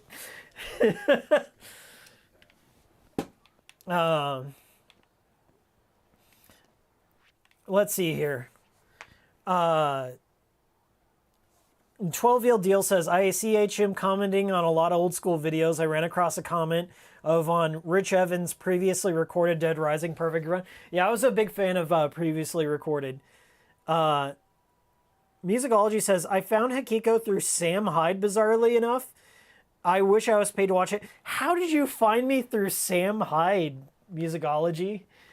Uh, did I comment on $1 million extreme video or something? Uh, I have a friend that made music for world peace. Maybe that's my connection. But yes, that was my little tangent. Everyone knows that's kind of how content creation works. And you know, yeah, God bless. Spawnwave did his own PS5 video, so I actually respect Spawnwave because Spawnwave went out and did the work. Okay, he does his own dirty work. He was one of the first people out there that had a PS5 that he was willing to open up and test. So yeah, I respect Mudahar same way. Mudahar does his own dirty work. So if you do the work, there's a level of respect for me, and I'm not gonna punch up because of you know, somebody's more successful, but it's the mirrors, if you will. If you think about it in terms of if you think about it in terms of content creation, there's the original source, there's the original rip, and then there's the mirrors. And for some reason, the mirrors get all the kudos at the end of the day. So it's fucking whatever, man. You just gotta deal with it sometimes. You gotta chin up, kid. One day your day might come.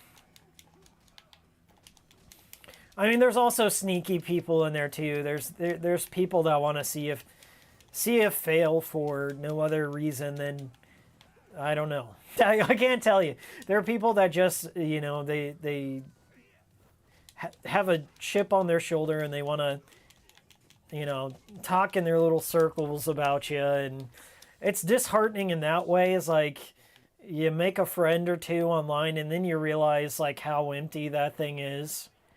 And the people you think were cool with have some abstract idea of who you are, and then, I don't know, go around in little circles and say, well, actually, this is what Hikiko's all about, and you shouldn't deal with him or whatever. Even though every collaboration I've done for free, I've never asked for money.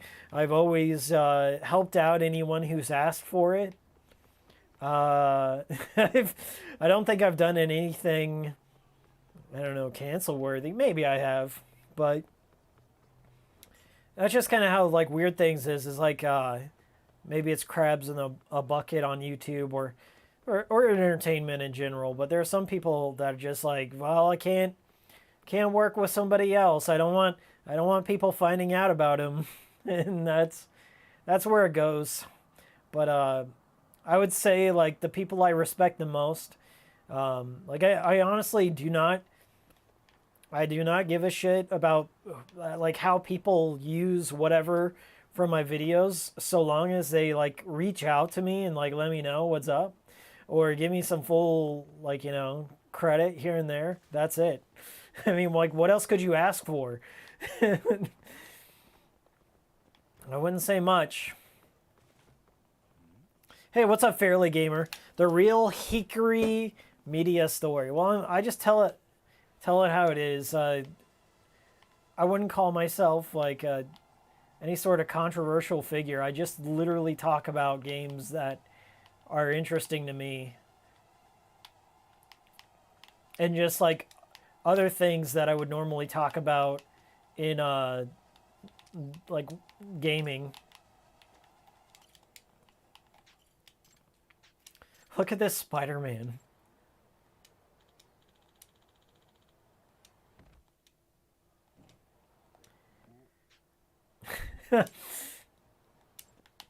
I think he just broke his back. Where did he go? There he is. How could he see me?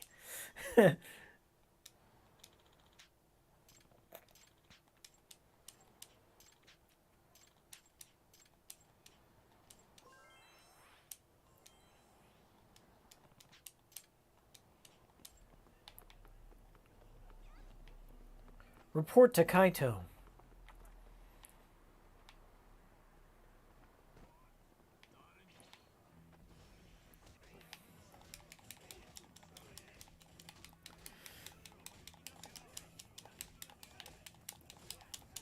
Musicology, you never answered my question. If you're still in there, how the heck did you find me?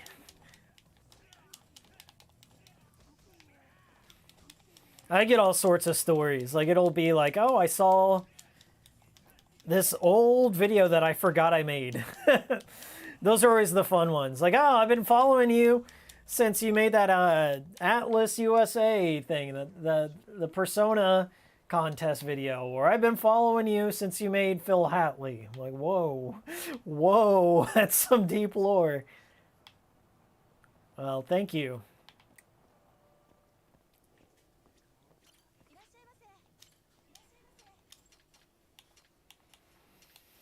These are pretty good, these pizza buns.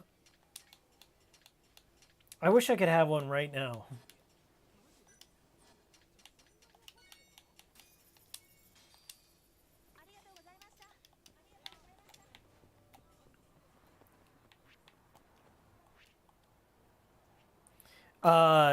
Oakland's in here. What's up, buddy? Oakland saw me from the Never Dead stuff, yeah. I completely stand by that video. 100%. It's a great game. I guess it's never going to get a port to anything. I was banking on Never Dead getting a Series X port, and I would have covered it, but it's not backwards compatible. Konami is probably the worst company when it comes to making, like, I don't know, resurrecting their franchise. Just being a Silent Hill fan, having like a good port of something. I will say their Castlevania stuff has been on point lately, and I think it's because they hired what is it, M2 to do a lot of the ports, like Contra Collection and Castlevania. So that, and I think the Game Boy Advance ones. So those have been pretty solid. But Silent Hill, Never Dead, never gonna happen. Dead.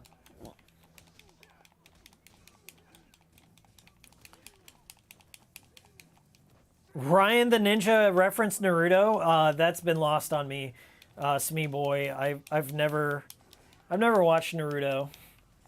I'm aware of it. Like, it's in my purview, but I'm not. I was never like any of the Shonen Jump stuff. Like, maybe Yu-Gi-Oh would have been the only kind of mainstream thing I was in. Maybe Pokemon, but just never for me. I'm more of like a serious anime kind of guy.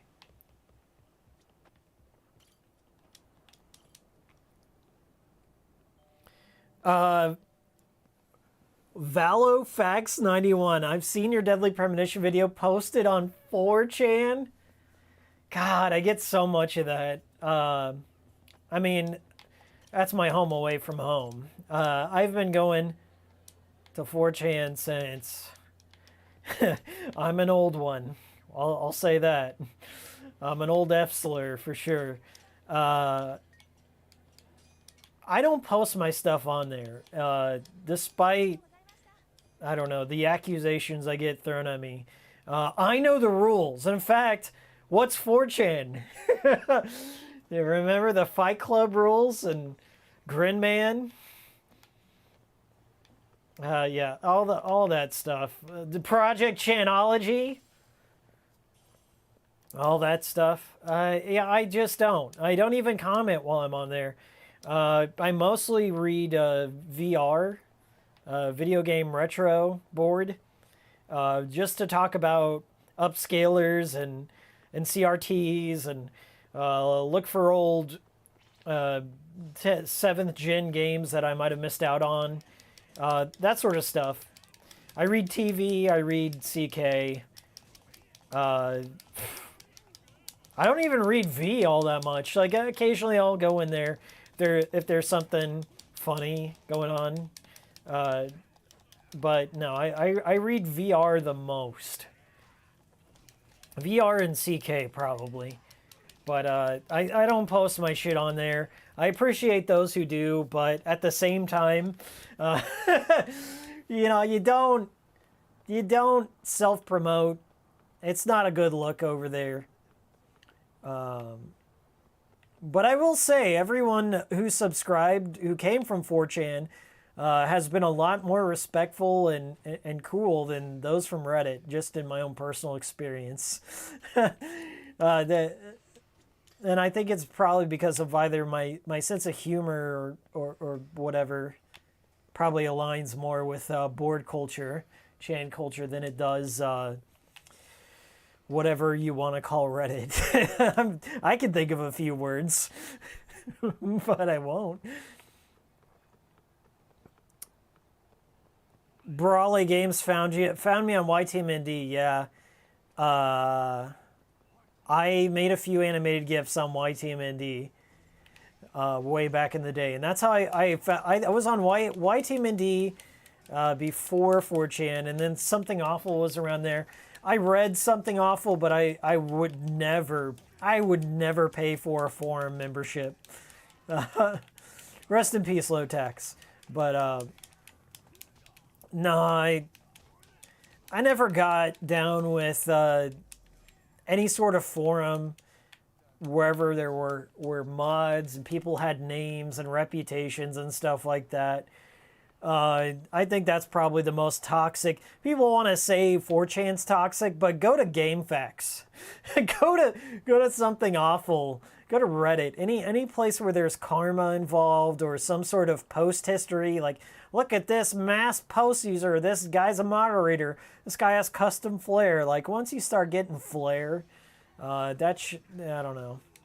Like, I don't really care. Like, I usually, when the more karma you have in a place, the more suspect I am about your opinion, because it feels like it's dedicated, like you've I don't know, you've cleaned up your comment or kind of start catering it instead of like your real feelings.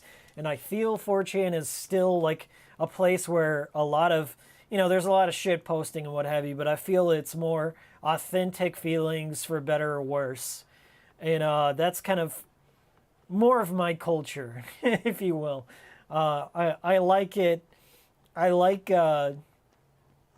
where they remove karma systems out of the equation, and it's really based on either your OC, your original content that you provide, or your unique idea you provide to the conversation, or just being the greatest shit poster and offending everyone. That's also has merit. That also has merit, and that kind of shit is rare nowadays. Maybe it's old west internet stuff, but I don't know. Just never been a fan of karma systems or forced ways to get users to engage. Like, I'd rather have a user engage when they have something to contribute to the conversation rather than commenting out of obligation. Like, they don't have anything to add, but they comment just so they can, hop on the bandwagon and farm posts or farm karma or what have you. Like, you see that so often, and I think it just really degrades the quality of the conversation, and that's just me. Punch the keys, for God's sakes. Valo Fox, our gamers is full of Sony shills, is it? I would never go on our games. I would never go on our gamers. I don't even identify with gamers. I'm not a gamer. Really, I'm not. I just play games and make it a big part of my identity. Whatever you want to call that. I don't know. I feel kind of detached. Like I'm not retro enough to get in with the older school gamers and stuff like that. I'm not retro enough to be into the arcade and pinball scene. They don't want me. I I'm not really down with the, I don't know, a lot of some of the older school gamers and stuff like that. And I have no idea what's going on in new generations of games unless it's like from a Japanese studio. Like, I really do not give a shit about modern AAA games. And it's not because I'm a snob or I'm against them. It's just, I think I've gotten to the point where I've played pretty much every idea. I feel that way. Like, I love games so much that I've played pretty much every idea. And I just find that Western studios all go for the same ARPGs. Like, anything that has a crafting system, anything that has, like, role-playing skill trees and conversation choice and morality choices. I just get so bored of that kind of thing. And I feel Japan kind of still goes out there on a limb and tries new ideas and puts out more risque content. And I guess that's why I'm just like not down with a lot of AAA stuff. Is like I've seen a lot of these ideas done before, and it's like I'm not against a big, pay to win kind of games. Like I was huge into Team Fortress 2 for a long time, but things came along and ruined that for me. Like the hat economy, the loot crates and stuff, just like ruined the thing I loved, and I kind of got disenfranchised in a certain respect for that kind of game. Like when I played Back 4 Blood, I could not get over how they added some like RPG card system to it and a grinding thing, like crafting weapons, like, and I was turned off instantly. I don't like crafting. I don't like spending unnecessary time grinding for rare drops. Like, to me, that's not fun. That's gambling. Even if it's all in game. I'm just not huge on gambling. I'd rather be tested for my abilities and my merit in something, like rising to a challenge, than constantly re-entering an area and picking things up or replaying the same map over and over and over again, hoping for a rare pull. I just don't get down with that. And that's why I guess I have very specific tastes nowadays.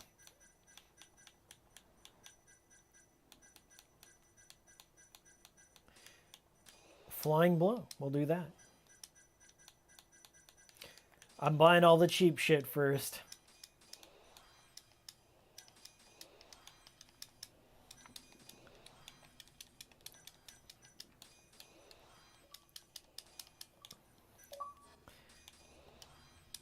Crafting is just filler busy work, says Brotherhood of Nod. It is. Now, to a certain extent, there are some games that do it well. Monster Hunter is one of those. There's an online component, but generally speaking, let's put it this way. Historically speaking, Monster Hunter was you grind, but all the content is still there in the game. And it's about becoming more efficient in the fights and crafting better weapons, better armor, trying new strategies out on monsters, getting a big team. And yeah, there is a bit of, they call it the desire sensor in there that drops rare stuff. But there are other times like where it doesn't work, like Deadly Premonition 2, The Good Life. No More Heroes 3 had it. Like, why? Why? It's just busy, and it doesn't make a better game. It just kind of pads out what would have been a great 7-hour game, 7 or 8 hour game, into a 30-hour game. Just or longer, for just stupid reasons, for RNG. And that's why you don't see a lot of those games on speedrunning things unless there's some great exploit to get rare thing fast. But I'm a traditionalist. I like games that have finish lines, clear goals, an element of mastery to them, where you can play them over and over again and get better at routing. Or like I played through Silent Hill 3 the other night with my friend Mark, and we were doing things like trying out certain areas with just restricted to only one weapon or something like that, or trying out odd weapons that we would never use, or trying out a new costume in a new area, or trying out like different ways to approach the same situation versus like zoning in and out millions of times to get a shiny thing on the ground. Like it just wears out. It gets old. It's another reason why like sometimes it takes me forever to get through a Yakuza game or Judgment or something, is because I get so lost in the minutia of things that the main story is just lost on me. Okay, here's an example. Go on any like trophy or achievement tracking website out there. Like I did this for Death Stranding, and look at the fall off, right? So Death Stranding's a big open world kind of the game, right? The fall off is so massive. I think after chapter like 3, I think it's like chapter 3, and then it cuts by like 20%, and another 10%, and another 10%, and then like only, I think it was like 10% of gamers by the end beat the game, actually finished it. And like after like chapter 4 or whatever of Death Stranding, the game gets so much better. There's better ways to travel and things of that. And I feel a lot of games are kind of like that nowadays. The game gets really good after 30 hours or something, or if you just push through the story, they hand you something that makes the game more efficient, easier to travel through.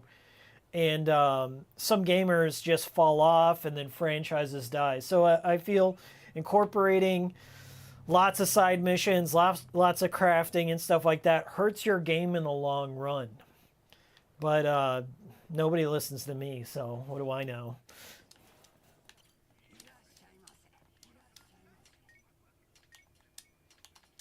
Oh man, that tonkatsu looks great. Where are we at here? Oh, we're about 3.5 hours. That's a lot longer than I wanted to go. All right. We'll call it here. I think a lot of people who are here have already left. They got shit going on. But thanks so much for tuning up to the cool stream. I am working on the Good Life Sweary files.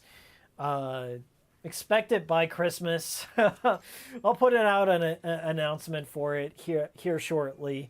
I really don't like to make any major announcements till I'm absolutely close to being done, because you get that dopamine hit like, oh, it's coming, and it's like, oh shit, it's not there, it's not ready, something went wrong. So that'll be coming out soon. We're just gonna end kind of the year on a sweary files, maybe something else. I'm really not sure. Like gaming's kind of drying up into the new year. A lot of the stuff that I'm into is probably a year out, so I think next year is going to be more retro focused or what have you. But we'll see where it goes. Okay, see you later, Brotherhood of Nod. And congrats on the singlet. Is it a singlet? It's just a tank top, my friend. J-Spot, I made it for the end. Really cool stream, Hakika. Thank you so much. As always, the cool streams are on the cool stream playlist. If you go on my channel page, you can watch all the past cool streams of stuff that I did. And all the chat's going to be there. See ya, Smay Boy. It's been a great stream. I'm glad you had a fun time. You guys really bring out the fun times on this one. Who else? Jeff Allison. See you later, bud. Yeah. So expect Good Life, maybe another stream before the year's out. A lot of people ask me like when my stream schedule is, and I'm always afraid to do like fully go into streaming all the time and having a schedule. Life happens. I got other commitments in my life, and if I commit to a stream schedule, like when's the perfect time to stream? Because I got a big international audience, people from other parts of the globe. And it's like, do I stream early in the morning? But then that's not fair to the Americans. And do I stream late at night? Not fair to the Australians. That sort of thing. I do cool streams just for fun and just to say hi to everyone and things of that nature. There's never really a plan for the most part. So just whenever I got time, let's go for it. But maybe I'll put that out there and see if people want more regular streams, and we'll see what happens from there. But I really appreciate everyone turning out today. It's been a lot of fun. I'll see you all later. Let's go turn off the stream now. I don't know how it's looking here on playback, but here we go. We'll hit end stream. 3, 2, 1.